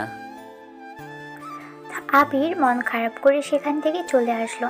সারা রাত ভেবেছে রীতি হয়তো তাকে একটু হলেও পছন্দ করা শুরু করেছে, কিন্তু ওর ধারণা ভুল। সে রিধির কাছে সবসময় অবহেলিত ছিল, আছে এখনও। মন খারাপের কারণ দূরে সরিয়ে দেয় আবির। সে রিধিকে নিজের করে নেবেই, এজন্য রং হাতে নিয়ে রিধির কাছে যাই। রিধিকে পিছন থেকে ডাকে। রিধি ঘুরতেই রঙের পুরো বাটি যায় রিধির মাথার উপর ঢেলে দেয় আবির। রিধি রাগে চিৎকার দিয়ে দৌড়তে থাকে। আবির সামনে দৌড়চ্ছে। রিধি পিছন থেকে বলা শুরু করলো, দাঁড়ান বলছি, আমাকে পিছন থেকে রং লাগানোর সাহস কারণে আপনাকে ধরতে পারলে আপনার খুন করব আমি। আমাকে তুমি খুন করতে পারবে না। খুব পারবো। খুন করার জন্য যখনই তুমি হাত বাড়িয়ে দিবে, আমি তোমাকে দৌড়ে যেয়ে শক্ত করে জড়িয়ে ধরবো। তখন দেখবা তুমি আমাকে কেমন করে খুন করো। আবারও স্মার্টনেস দেখাচ্ছেন। আশরাফ সাহেব আবির আর রিধির রং খেলা দেখছে। পাশে নীলিমা এসে দাঁড়িয়েছে। কিছুটা দূরে নীরব সাহেব বিয়ের কাজ নিয়ে ব্যস্ত আছেন। ওনার সাথে আবিরের বাবাও আছে। আশরাফ সাহেবকে বলল, আবির রিধিকে ভালোবাসে অনেকটা, কিন্তু রিধির অ্যাটিটিউডটা একটু বেশি। মোটেও না। আবির যে কতগুলো মেয়ের সাথে ফ্লার্ট করে বেরিয়েছে, সেসব জানার পর রিধি যে ওর সাথে কথা বলে, এটাই তো অনেক বড় কিছু। তুমি হলে কি করতে? ভালোবাসা থাকলে সবটা মেনে নিতাম। ও তাই নাকি? দেখছিলাম তো, ক্লাসে একটি মেয়ের সাথে পড়া নিয়ে কথা বলছিলাম। 1 সপ্তাহ রাগ করে আমার সাথে কথা বলনি, সেটা কি তাহলে অ্যাটিটিউড ছিল না? চুপ করো তো, রিধিকে একটু বোঝো। কেন বোঝাবো? ভালোবাসায় অনুরোধ বোঝানো এইসব ব্যাপার চলে না, যা আসে সবটা মন থেকে। রিধির মনে আবির পারবে ভালোবাসা জাগাতে, রিধির মনে আবির পারবে ভালোবাসা জোগাতে, সেখানে আমার বোঝানোর মতো তো কিছু নেই। আবির কষ্ট পাচ্ছে, 7 দিন পর কিন্তু সত্যি আবির রিধির থেকে হারিয়ে যাবে। পারবে না। ওরা দুজন গল্প করতে থাকে। রিধি হাঁপিয়ে গেছে, তবু আবিরকে ধরতে পারেনি। সবাই কত মজা করছে। আবির রিধির থেকে কিছুটা দূরে যেয়ে বসলো। চারপাশে তাকাচ্ছে আবির। হঠাৎ চোখ আটকে যায় অব্র আর অরির দিকে। আবির তাকিয়ে আছে সেদিকে। অব্র অরির হাত ধরল, সাথে সাথেই অরির অব্রের গালে চড় বসিয়ে দেয়। আবির বসা থেকে উঠে দাঁড়ালো, হেঁটে অব্রের দিকে যেতে থাকে। রিধিও দেখে আবির সেদিকে হেঁটে যাচ্ছে। তাড়াতাড়ি রিধি আবিরের পিছনে এসে দাঁড়ায়। রং ছুটতে যাবে আবিরের দিকে, তার আগ মুহূর্তে আবির অব্রকে ডাকলো। রিধি থেমে যায়। অব্রদের কাছে যেয়ে দাঁড়ালো আবির। কি হয়েছে? অরিয়াপু তোকে চর কেন মারলো?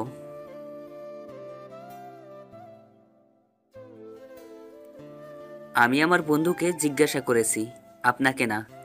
অব্র বল, কেন তোকে উনি চর মারলো? বাদ দে আবির, চল। তুই বলবি কি হয়েছে?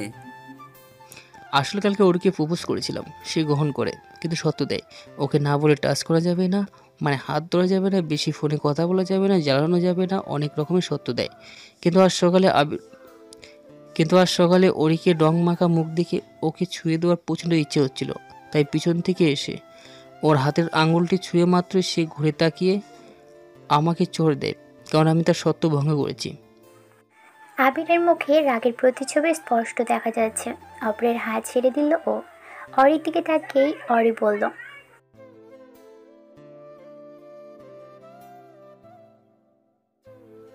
অব্র, অরিকে একটা চর মার গালে, কারণ সেও তোকে স্পর্শ করেছে চরের মাধ্যমে।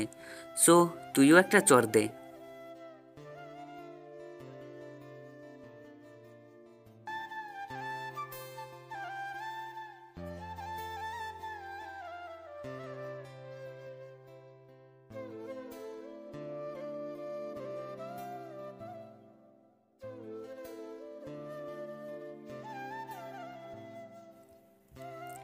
শুনুন, ভালোবাসলেই হাত ধরতে হবে কেন? আপনার হাত ধরলেই কি ভালোবাসা নষ্ট হয়ে যাবে? ভালোবাসার সম্পর্কে শর্ত থাকতে নেই, কারণ এটা আসে মন থেকে। আপনার কথা শুনে বোঝাই যাচ্ছে আপনি আপনার হাজব্যান্ডকেও ভালোবাসার সময় শর্ত প্রয়োগ করবেন, যে বাসরাতে যেন আপনাকে টাচ না করে।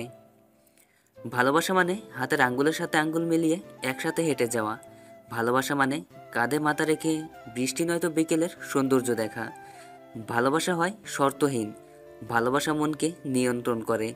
কেউ যখন খুব বেশি পরিমাণে কাউকে ভালোবাসে, তখন সে তার মনের নিয়ন্ত্রণ হারিয়ে ফেলে। মন চায় তার সঙ্গ দিতে, তাকে কারণে অকারণে জ্বালাতে, ইচ্ছে করে দূরে থাকলে হুটহাট করে ফোন কলে বিরক্ত করতে। এগুলো সবটাই মনের চাহিদা। আপনি আপনার আম্মুকে ভালোবাসেন। আপনার আম্মু কি আপনাকে বলেছিল খাবারের জন্য তাকে যেন না জ্বালাতে? বলেছিল তাকে যেন জড়িয়ে না ধরতে? বলেছিল কি আপনি অসুস্থ হলে তাকে যেন না ডাকতে? বলেনি, কারণ ভালোবাসার সম্পর্ক কোনো বিজনেসের এগ্রিমেন্ট নয় যে মানতে হবে। কাউকে লিমিট ছাড়া চাওয়া বা জ্বালানোটাই ভালোবাসা। এই জ্বালানোর পরিমাণটা যখন কমা শুরু হয়, তখনই ভালোবাসার পরিধি কমতে শুরু করে। আপনার মতো মেয়েকে ভালোবাসা তো দূরে থাক, আপনার সাথে অব্রের মতো ভালো একটা ছেলের কথা বলে, এটাই তো আপনার ভাগ্যের ব্যাপার। নিজেকে বড় তখনই ভাববেন যখন 10 জন মানুষ আপনাকে বড় বলবে। আপনি যে সৌন্দর্যের বড়াই করছেন, এমন অনেক বেয়াদব ছেলে আছে, হঠাৎ করে আপনার মুখে অ্যাসিড ছুঁড়ে দিয়ে পালিয়ে গেল। কি করবেন তখন? অ্যাটিটিউড দেখাবেন? বা কোনো একটি গ্যাং এসে আপনাকে তুলে নিয়ে গেল, তখন কি করবেন? বলবেন যে আমাকে স্পর্শ করো না। হাসি পাচ্ছে বুঝলেন? বিষাক্ত সাপ হাতে নিয়ে বলছেন, সাপ আমাকে কামড় দিও না। চোরে না শুনে ধর্মের কাহিনী, তেমনি বিষাক্ত সাপ ভোলে না কামড়ের কথা। কিছু মেয়ে আছে আপনার মতো অ্যাটিটিউড দেখায়, সেখানে ভালোভাবে বললেই তো পারে অনেক কথা, কিন্তু বলে না কেন? ছেলেরা কি শুধু মেয়েদের পিছনেই ঘোরে? ছেলে বলে মেয়েদের সাথে কি সবসময় চিপকে থাকতে হবে? এমনটা ভাবেন কেন ছেলেদেরকে নিয়ে? ভালোবাসে সে আপনাকে, আপনি তাকে ভালোভাবেই বলবেন সব কিছু। চল অব্র, এমন ভালোবাসার দরকার নেই। আবির কথাগুলো বলে সেখান থেকে চলে আসলো। অব্রও চলে আসে সেখান থেকে। অরি আর রিধি বোকার মতো তাকিয়ে থাকে আবিরের চলে যাওয়ার দিকে।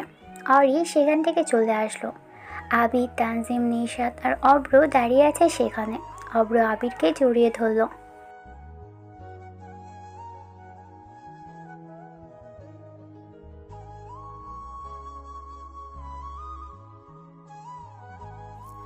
রিধির ঘৃণার পিছনে ভালোবাসাটা দেখেছি যে, আমি জানি সে আমাকে ভালোবাসে। অপেক্ষায় আছে সেদিনের, যেদিনও আমাকে ভালোবাসি বলবে। সকাল গড়িয়ে দুপুর হলো। সবাই রেডি হয়ে আছে। পরের বাড়ি থেকে বর্ষহ যাত্রীরা আসছে। মেয়েরা সবাই গেটের কাছে দাঁড়িয়ে আছে। আবিরের গায়ে নীল শার্ট। শুধু আবির নাই, এখানে থাকা 10টা ছেলের গায়ে একই রকম শার্ট, কারণ তারা খাবার পরিবেশন করবে টেবিলে, এই জন্য একই রকম ড্রেস পরে আছে। নিধি আপুর বান্ধবীরা ওর পাশে বসে আছে। বরযাত্রীরা এসে গেটের সামনে দাঁড়ায়। কিছু সময় গেট সাজানোর টাকা নিয়ে তর্কাতর্কির পর সবাই ভিতরে প্রবেশ করে। খাবার টেবিলে এসে বসলো বরযাত্রীরা। আবিরের চোখে রাকিবকে খুঁজছে, আর রাকিব খুঁজছে রিধিকে। রিধি কোণের আশেপাশের দিকে থাকে। রাকিব চেয়ে রিধির পাশে দাঁড়ায়। রাকিব একটা গোলাপ বাড়িয়ে দিয়ে বলল, ফুল নাইদের বিয়ের জন্য কিনতে গিয়েছিলাম, তখনই চোখে পড়ে এই বড় তাজা গোলাপটি। আপনার কথা সেই মুহূর্তে মনে পড়ে, তাই আপনাকে ফুলটা দেব। এই লোকটা সামলাতে পারেনি, এই জন্য কিনে নিয়ে এলাম। আমার মতো দেখতে খারাপ ছেলের হাতে ফুলটা মানাচ্ছে না, আপনি হাত বাড়িয়ে নিন, ওই সুন্দর হাতে এটা বেশ মানাবে। রাকিবের কথা শুনে রিধি ফুলের দিকে তাকালো। সত্যি বড় একটা গোলাপ। রিধি হাসি দিয়ে ফুলটা নিল রাকিবের হাত থেকে। আপনি কিন্তু মোটেই বাজে দেখতে নন। বাজে তো না হলে কত মেয়ে পড়ে যেত। আমার সাথে ফ্ল্যাট করছেন? মোটেও না বেয়ান সাহেব, ফ্ল্যাট পারি না, যাই বলি সবটা মনের কথা। তা আপনার মনে কি আর কথা আছে? অনেক কথা, কেউ চাইলেও শুনতে পারে। কেউটা কে? আমার কল্পনার রানী। তাই? নাম কি তার? নাম বলবো না, সে যতটা সৌন্দর্য বহন করে তার থেকে বেশি রাগীও। গোলাপে কাটা আর সুন্দর মেয়ের রাগ দুটি মানানসই। যদি সে চর মারে? মারবো কেন বলুন? আমার কল্পনার রানী তো আপনি, কিন্তু আপনি না রাক্ষসের খাঁচায় বন্দি।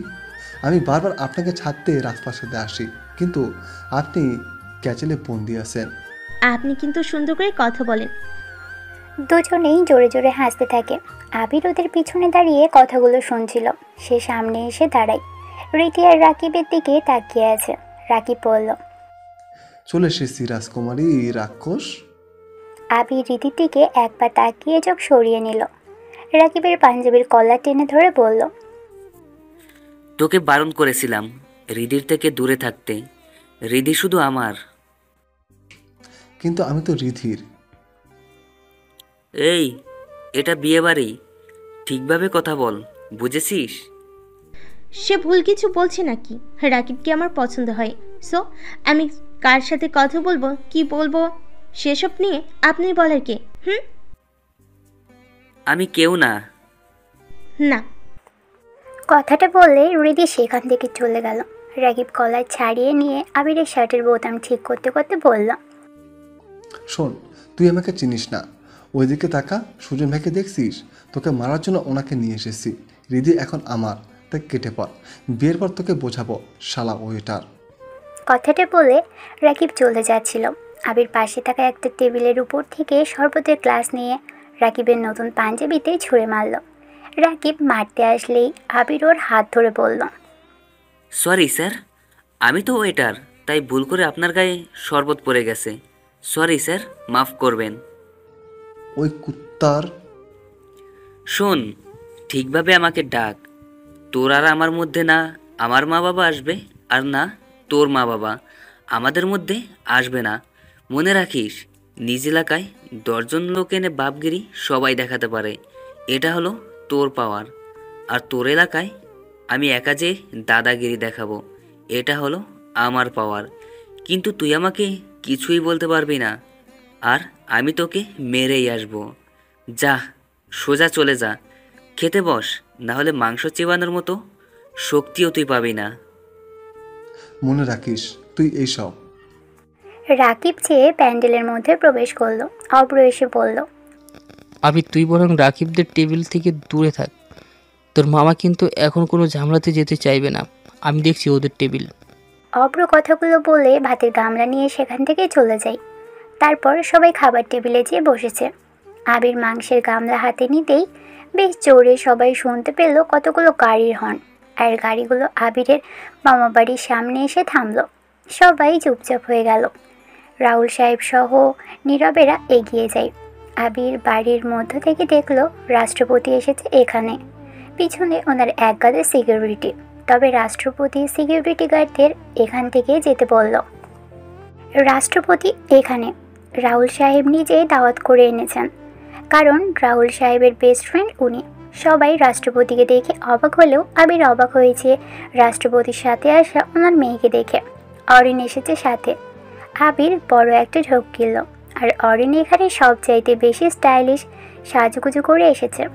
ছেলেসহ মেয়েরাও অরিনকে হাঁ করে দেখছে। নিশাত, অব্র, তানজিম এসেছে আবিরের কাঁধে হাত রাখলো। অব্র বলল, আবির মেয়েটাকে পটিয়ে দে দোস্ত, তুই যা চাইবি এনে দেওয়ার চেষ্টা করব। না রে ভাই, আমাকে দে, তোকে সব দেব। আমি বাদ হয়ে যাব কেন? এই চুপ কর, বেশি স্টাইলিশ আর সুন্দর মেয়েদের পটাতে নেই।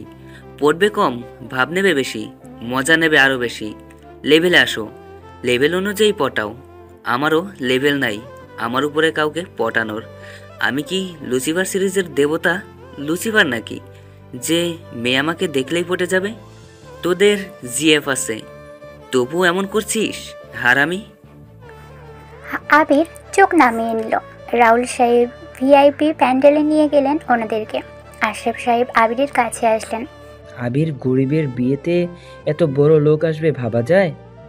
তোমার আব্বু আম্মু সেখানে আছে, সাথে আমাদেরকেও থাকতে হবে।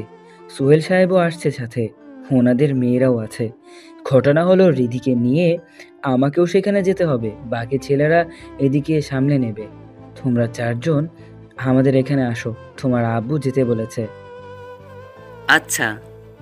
আবিরের কথা শেষ হতেই নিশাত বলল, দোস্ত আগে আমি শরবত নিয়ে যাচ্ছি, তোরা থাক। নিশাত তাড়াতাড়ি শরবত নিয়ে চলে যায়। নিশাত অরিনের আশেপাশে একবার ঘুরল।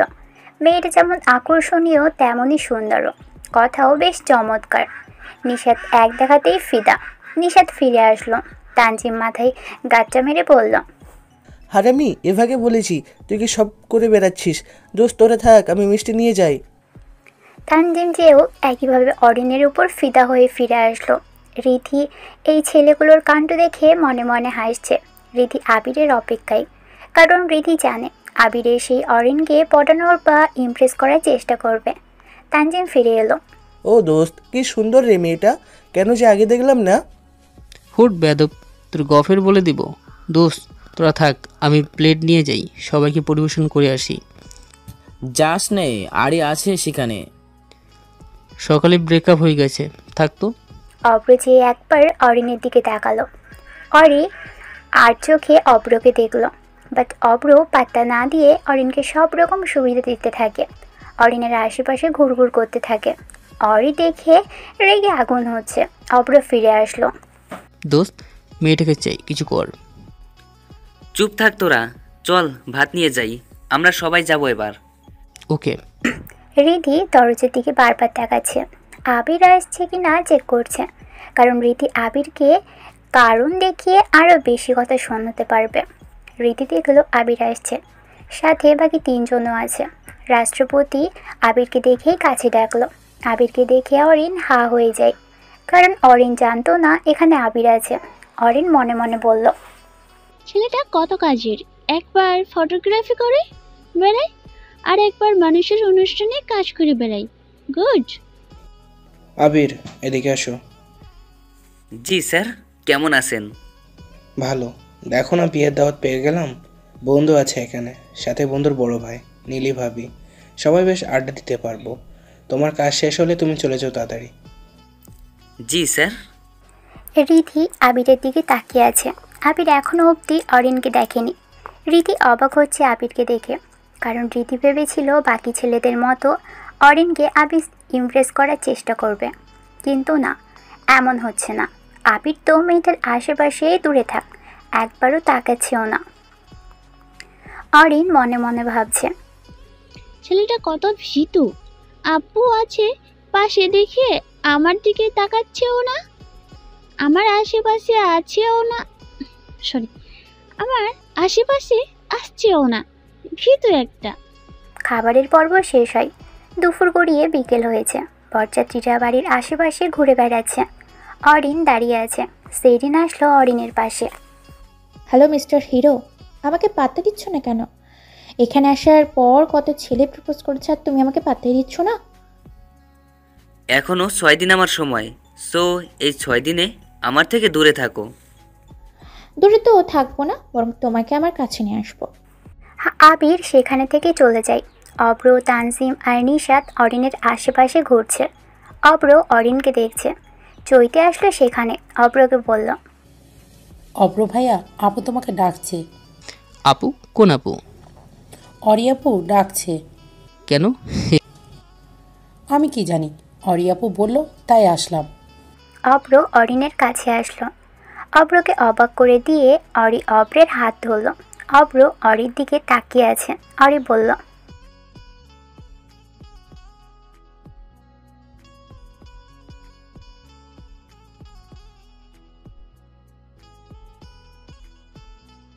হে হে, আবির ঠিকই বলেছিল, ওর প্ল্যানটাই কাজে লাগলো।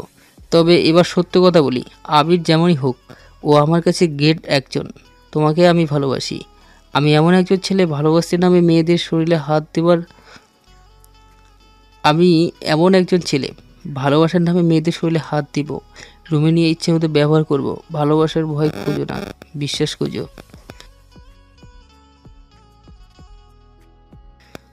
ঠিক আছে। আপাতত ওর কাজ করুক, আমি আর তুমি প্রেম করি। চলো বাইরে ঘুরতে যাই।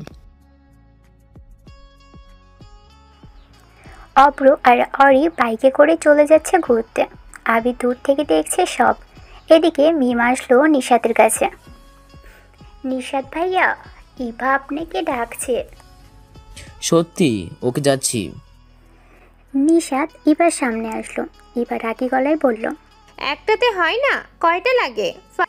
আরে তুমি তো পাত্তা দিলে না, তাই চান্স নিচ্ছিলাম। ফাজিল ছেলে। আচ্ছা সরি। আমিও সরি। ওকে চলো, তোমাকে আমাদের গ্রাম দেখাই। কিছুক্ষণ পর চলে আসবো। আগে ভালোবাসি বলো। বলবো, চলো আগে আমার সাথে। ভয় নেই, বিশ্বাস রাখো শুধু। আছে। নিশাতও বাইক নিয়ে বের হলো। সাথে ইভা আছে। দূর থেকে রীতি দেখলো নিশাত আর ইভা চলে যাচ্ছে ঘুরতে। আবিরও দেখলো। বেচারা তানজিম পাশে কোনো বন্ধু না পেয়ে ওর গফকে ডাকলো। তানজিম বেরিয়ে যায় সেখান থেকে। আবির হাসতে থাকে। সব বন্ধুদের একটা একটা করে ভালোবাসা চলে এসেছে, খালি ওরটা এখনও আসলো না।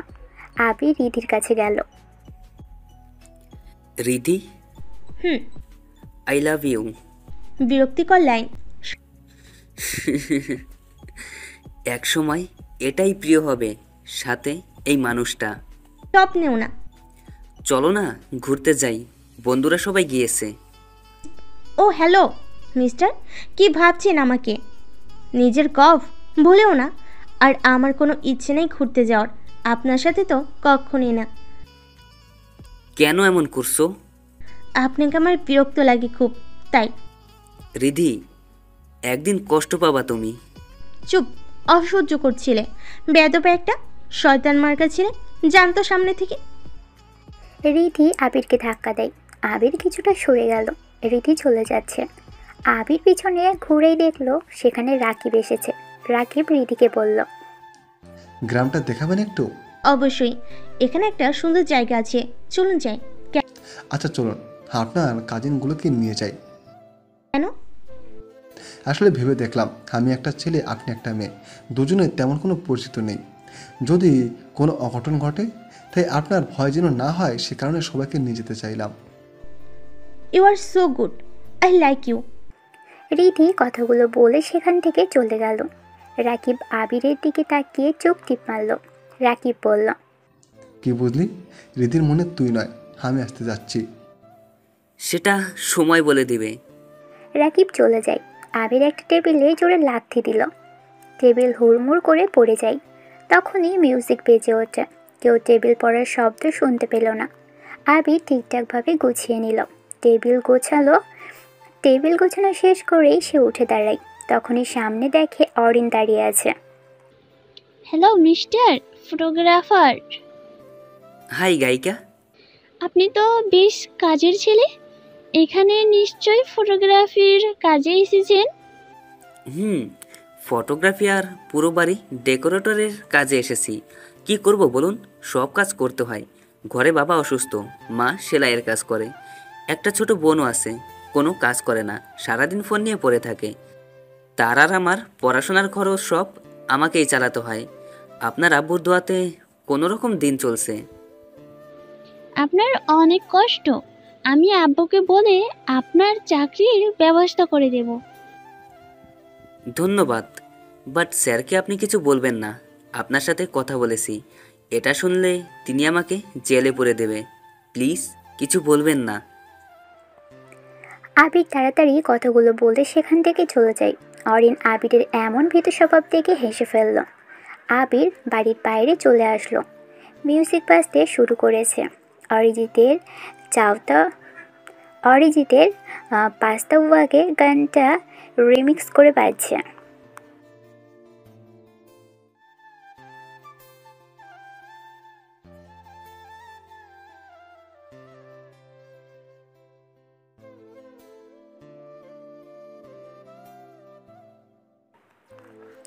আবির বাইক নিয়ে মেন বাজারে আসলো। ড্রিঙ্কসের দোকানে যেয়ে ইচ্ছে মতো বিয়ার খেতে লাগলো। বিকেল গড়িয়ে সন্ধ্যা পেরিয়ে রাত হলো। বিয়ের যাত্রীরা চলে গেছে নিরিকে নিয়ে। ব্যস্ততার জন্য কেউ আবিরকে খোঁজেনি, খুঁজবেও বা কী করে। আবিরের ফোন অফ। বিয়ারের দোকান থেকে বের হলো আবির। ফোন অন করতেই নীলিমা বেগমের কল আসতে থাকে। কল অ্যালার্ট করেছিল আবিরের, এই জন্য মায়ের 7টা মিস কল উঠল। অপ্রের অনেকগুলো কল, সাথে তানজিম আর নিশাতের কলও আসলো। রাষ্ট্রপতি স্যারের কলও এসেছে।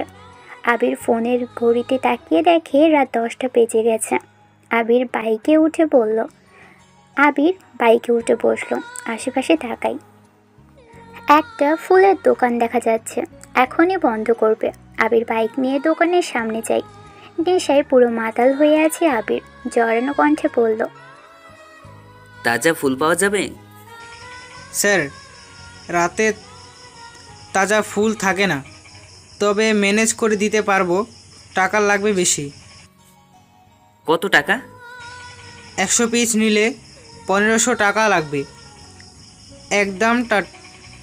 একদম টাটকা, কারণ দোকানের পিছনেই আমার ফাঁকা জায়গা, ওখানে ফুল লাগানো। আপনি দাঁড়ান, আমি তোড়া বানিয়ে দিচ্ছি, সাথে জারবারা আর রজনীগন্ধাও দিচ্ছি। টাকা লাগবে না সেটার জন্য। দোকানদার চলে যায় ফুল আনতে। আবির দিদির কথা ভাবতে থাকে। আমি তো ওকে ঘুরতে যেতে বলেছিলাম, সে কেন আমার সাথে গেল না? সে কেন রাকিবের সাথে গেল? রাকিবকে কি ও পছন্দ করে? রিদি কি তাহলে আমাকে সত্যিই ভালোবাসে না? আবিরের আবার রাগ চেপে বসলো মাথায়। বাইক থেকে নামলো ও। দোকানের সামনে থাকা খালি ফুলের বালতি দেখলো। বিরক্তি আর রাগ দিয়ে বালতিগুলো লাঠি দিয়ে দূরে ফেলা শুরু করলো আর চিৎকার করে বলল, রিদি, আমি তোমাকে ভালোবাসি। লোকজন সবাই দাঁড়িয়ে আবিরের মাতলামো দেখছে। আবির সবার দিকে তাকিয়ে বলল, কি দেখছেন? যান নিজের কাজে, ব্লাডি পাবলিক। দোকানদার তোড়া বানিয়ে নিয়ে এলো। এসে দেখে ওর দোকানের অবস্থা খারাপ। আবির ফুলগুলো হাতে নিল, মানি ব্যাগ বের করে দোকানদারের হাতে ধরিয়ে দিয়ে চলে যায়। দোকানদার মানি ব্যাগ চেক করে দেখলো সেখানে 10,000 টাকা। দোকানের অবস্থা আর ফুলের দাম দিয়ে ওর খরচ হয়েছে 4,000 টাকার মতো। বাকি টাকা বেশি পেয়ে দোকানদার বেশি খুশি হলো।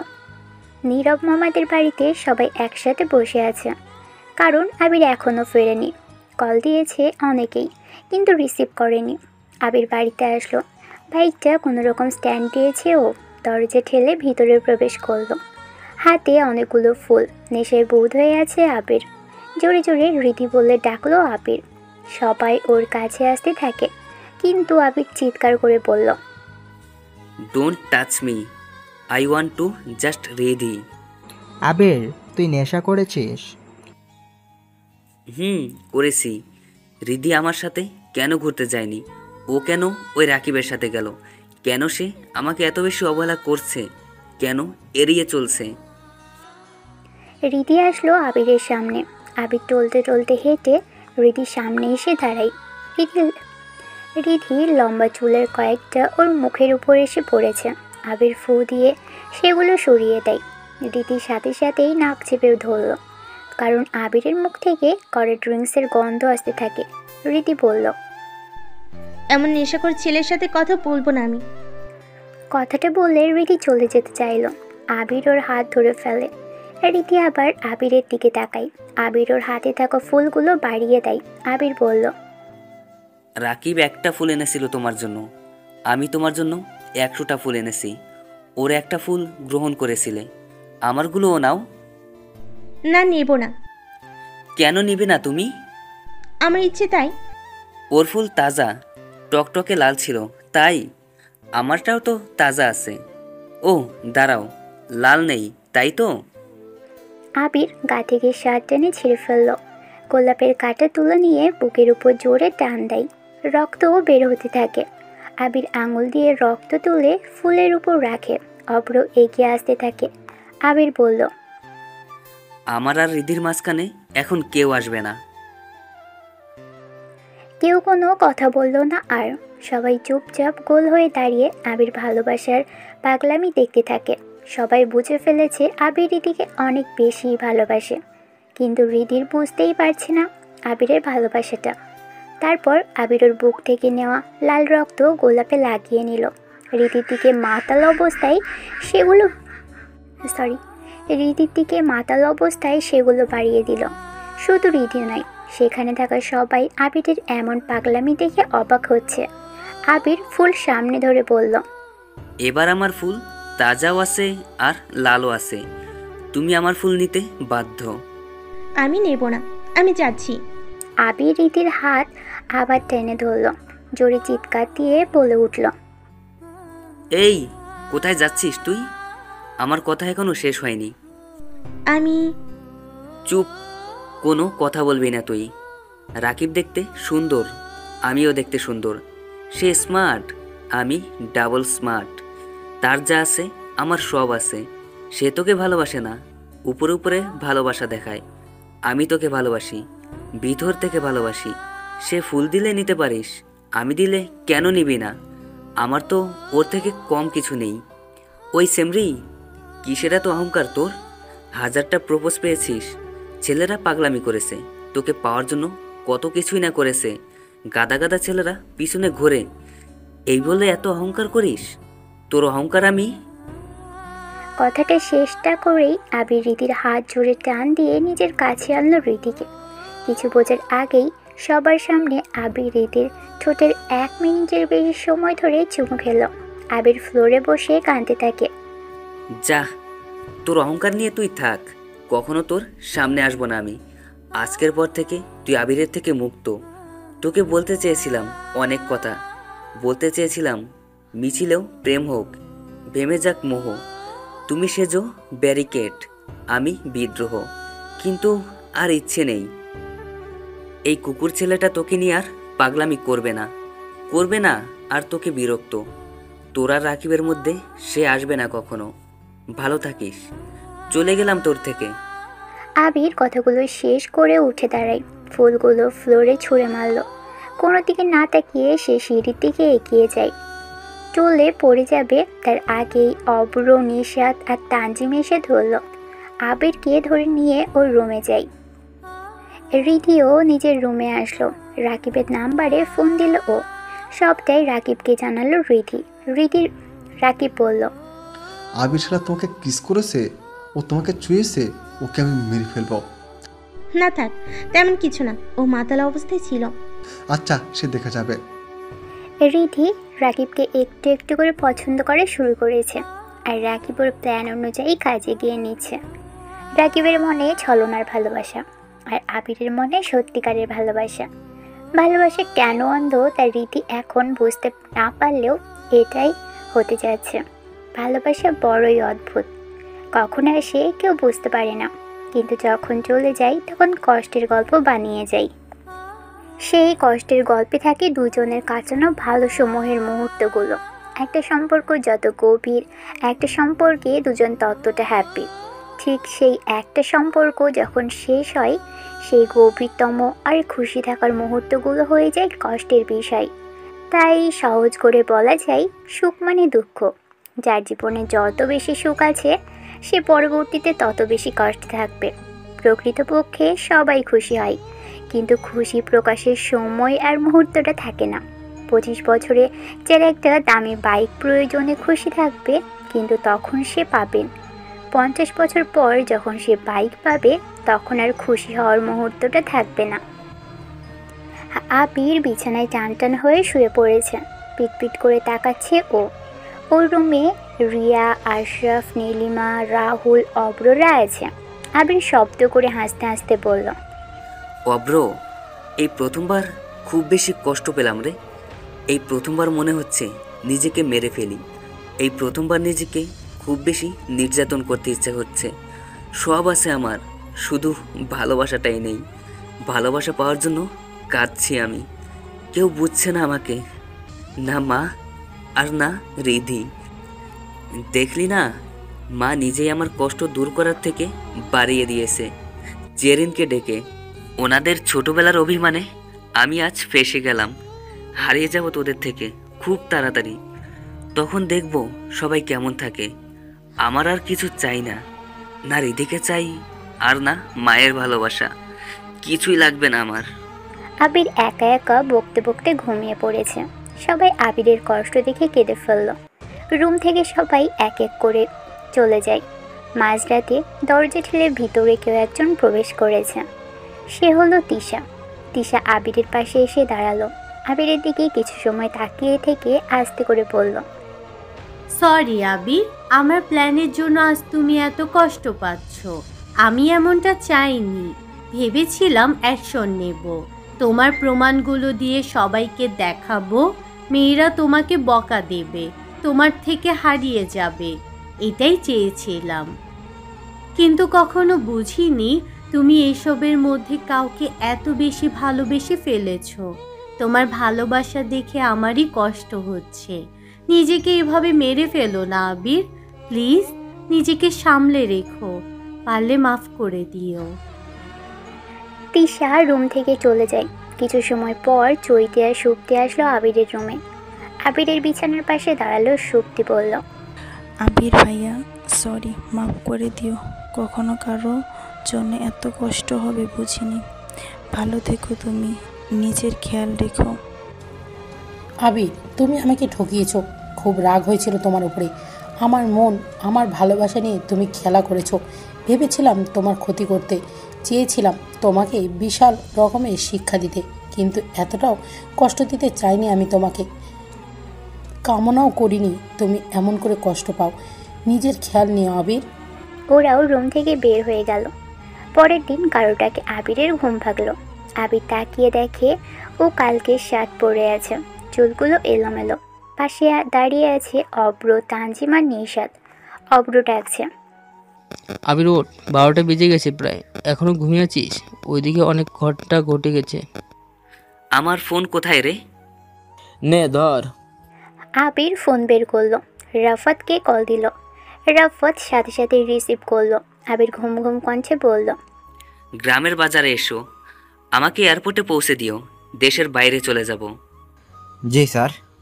আবির ফোন কেটে দিল। ফোন বালিশের পাশে রেখে বিড়বিড় করল, তোরা যা, আমি একটু ঘুমাবো, তারপরে চলে যাব তোদের শহর আর এই দেশ ছেড়ে। অব্র বলল, আরে পাগলামি করিস না, ওদিকে ঘটনা ঘটে গেছে। কি ঘটনা বল। রিদিকে এসে রাকিব নিয়ে গেছে সকালে, এরপর রিদির ফোন অফ, তোকে খুঁজে পাচ্ছি না। রাকিবের বাড়ি তো খোঁজ নিয়েছে, ও আর পারভেজ মিলে নাকি কোথাও গেছে, রিদি ওদের সাথে আছে। ও থানায় যেতে বল, তোরাও যে খোঁজ, যা তো ঘুমাবো। কি হয়েছে তোর, এমন করছিস কেন? রিদিকে খুঁজে পাচ্ছি না, প্লিজ তুমি একটু হেল্প করো। আবির উঠো। সরি আঙ্কেল, আমি কোনো রিদিকে চিনি না। কি বলছো আবির? আবির ওঠো, এক্ষুনি যাও রিধিকে খুঁজে আনো। আবির বিছানা থেকে উঠে দাঁড়ালো, সবাইকে বলল, আচ্ছা বাইরে যান, আমি আসছি। আবির মায়ের দিকে কিছু সময় তাকিয়ে থেকে ওয়াশরুমের মধ্যে চলে গেল। বেশ খানিকটা পর বের হলো ও। কালো প্যান্ট, সাদা শার্ট, বেল্টের সাথে ইন করে নিল, কালো কোট, হাতে ঘড়ি, পায়ে শু পরে নিল ও। বডি স্প্রে দিয়ে ক্যামেরা আর গিটার নিয়ে বের হলো আবির। ড্রয়িং রুমে আসতেই সবাই তাকিয়ে দেখছে আবিরকে। রাহুল সাহেব এগিয়ে এসে প্রশ্ন করল, এভাবে কোথায় যাচ্ছিস? আপাতত ওনাদের রিদিকে খুঁজতে। তারপর? খোঁজার পর জানাবো, গাড়ির চাবিটা দাও। আবির এমন গম্ভীরময় কথা কখনো বলেনি। গাড়ির চাবি নিল ও, কাউকে আর কিছু বলল না।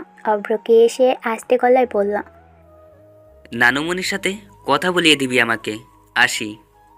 আবিরের এমন রহস্যময় কথার আগামাথা কেউ বুঝতে পারেনি। আবির বেরিয়ে পড়ে। রাহুল সাহেবের প্রাইভেট গাড়ি নিয়ে বের হলো।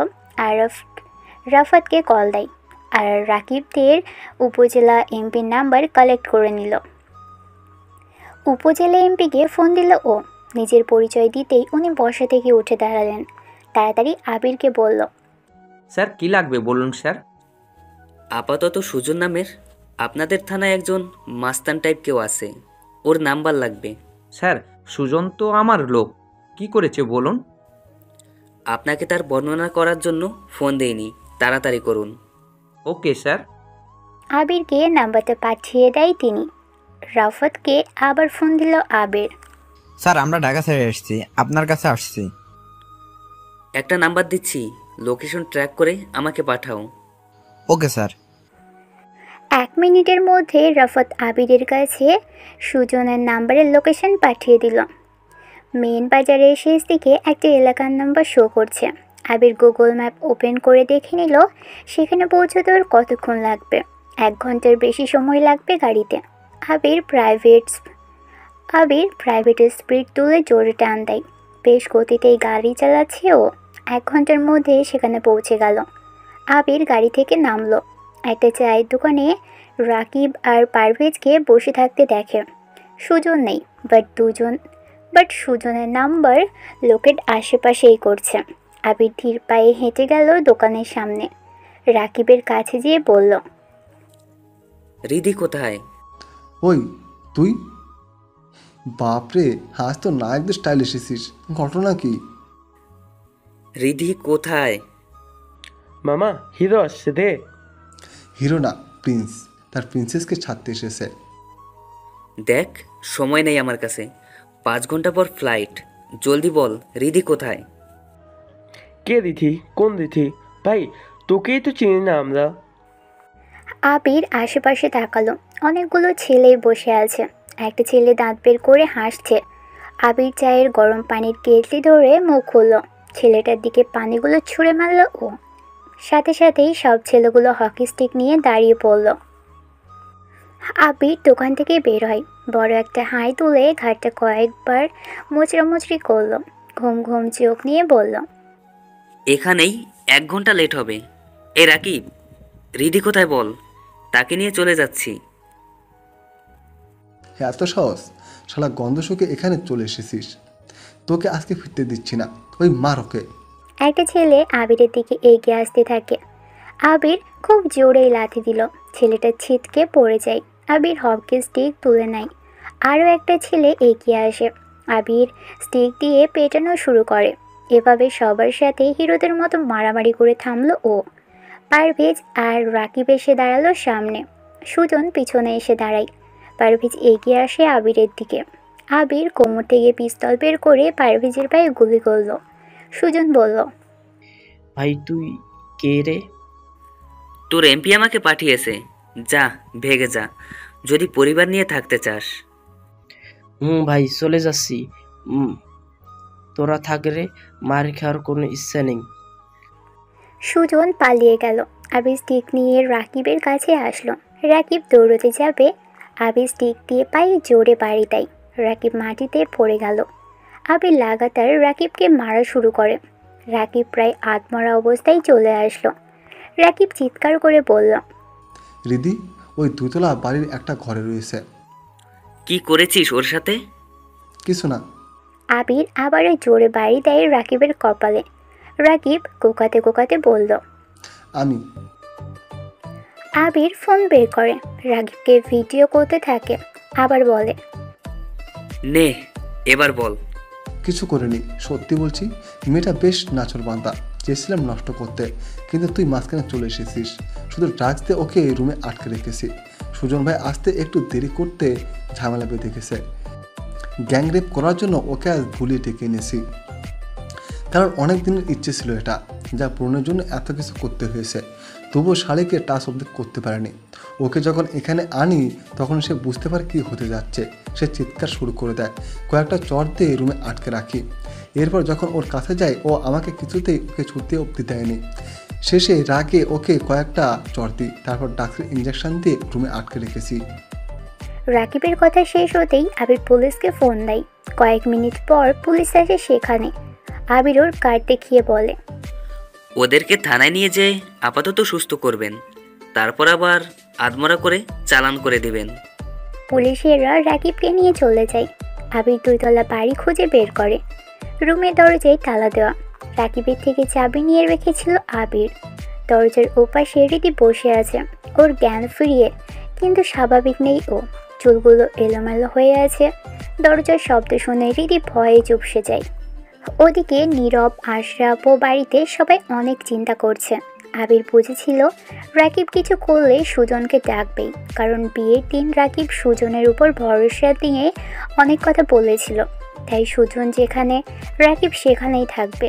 এই জন্য খুঁজে পেয়েছে ওদের সবাইকে। আবির দরজা খুলে ভিতরে প্রবেশ করলো। রীতি আবিরকে দেখে দৌড়ে এসে জড়িয়ে ধরে, কাঁদতে কাঁদতে বলল, আমাকে এখান থেকে নিয়ে চলুন, ওরা অনেক খারাপ। আবির রীতির থেকে নিজেকে ছাড়িয়ে নেয়। রীতির ফোন রুমের এক পাশে পড়ে আছে। রীতি হয়তো নেশার ঘরে থাকায় ফোনটাও দেখেনি খেয়াল করে। আবির রীতির সাথে কোনো কথা না বলে ওর হাত ধরল। হাত ধরে টেনে আনলো বাহিরে। একটা দোকানের সামনে নিয়ে যেয়ে ঠান্ডা পানি কিনল। রীতির মুখে ছিটিয়ে দিতে থাকে আবির। রীতির ড্রাগসের নেশা একটু একটু যেতে থাকে। দোকানদারের থেকে আবির আইসক্রিম কিনল। রীতির দিকে বাড়িয়ে দিয়ে পড়ল, আইসক্রিম খান, নেশা আস্তে আস্তে চলে যাবে। রীতি আইসক্রিম খেতে থাকে। আবির আশেপাশে তাকায়। ঝালমুড়ির দোকান খুঁজে পেল ও। দোকানের বিল মিটিয়ে ঝালমুড়ির দোকানে এসে দাঁড়ায় রীতিকে নিয়ে। মামা, অনেক বেশি ঝাল আর সামান্য মুড়ি দিয়ে ঝালমুড়ি মাখিয়ে দিন তো। আবিরের কথা মতো মামা অনেক ঝাল দিয়ে মুড়ি মাখিয়ে দিল। রীতির দিকে বাড়িয়ে দিয়ে খেতে পড়ল। রীতি শান্ত মেয়ের মতো আবিরের আদেশ পালন করছে। চুপচাপ ঝাল দেওয়া ঝালমুড়ি খেতে থাকে। অতিরিক্ত ঝালের কারণ ড্রাগসের নেশা একদমই চলে গেছে। কাঁচা ঝাল পারে না এমন কোনো কাজ নেই। দোকান থেকে একটা স্পিড ক্যান এনে রীতির হাতে দিয়ে বলল, আসুন গাড়িতে। আবির গাড়ি চালাচ্ছে। রীতির সামনে সিটে বসে আছে হেলান দিয়ে। আবির কোনো কথা বলছে না, গাড়ি চালাতে থাকে। রীতির হঠাৎ মনে হলো আবির তাকে আপনি করে বলেছে। তারপর আবির গাড়ি চালাচ্ছে। রীতি পাশেই বসে আছে। এখনও ঝালে ওর গাল জ্বলছে। রীতি বলল, এত ঝাল দিয়ে কেউ ঝালমুড়ি খায়? আবির কোনো কথা বলল না, এমনকি রীতির দিকে তাকালোও না। সামনের দিকে তাকিয়ে আবির গাড়ি চালাতে থাকে। রিধির মনে পড়ে আবির ওকে আপনি করে বলেছে। রিধি আবিরের দিকে তাকায়। গায়ে কোট প্যান্ট, বেশ পরিপাটি হয়ে আছে আবির। অনেক বেশি স্মার্ট লাগছে আবিরকে। রিধি বলল, আপনি আমাকে আপনি করে বলছিলেন হুম, কেন? চাই না বিরক্তির কারণ হতে, তাই। রিধি কোনো কথা বলল না। দুজন একই গাড়ির পাশাপাশি সিটে বসে থাকলেও যেন অপরিচিত। আবির গাড়ির মিউজিক ছিল দেবের রংবাজ মুভির অরিজিতের গান।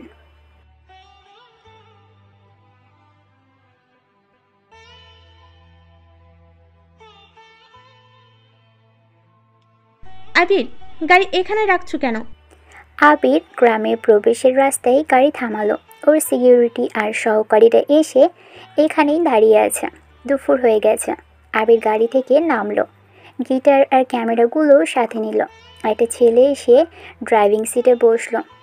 আবির জানালার কাছে এসে ছেলেটাকে বলল, ঠিকভাবে বাসায় পৌঁছে দিও, আর টিপস রাফাতের থেকে নিও।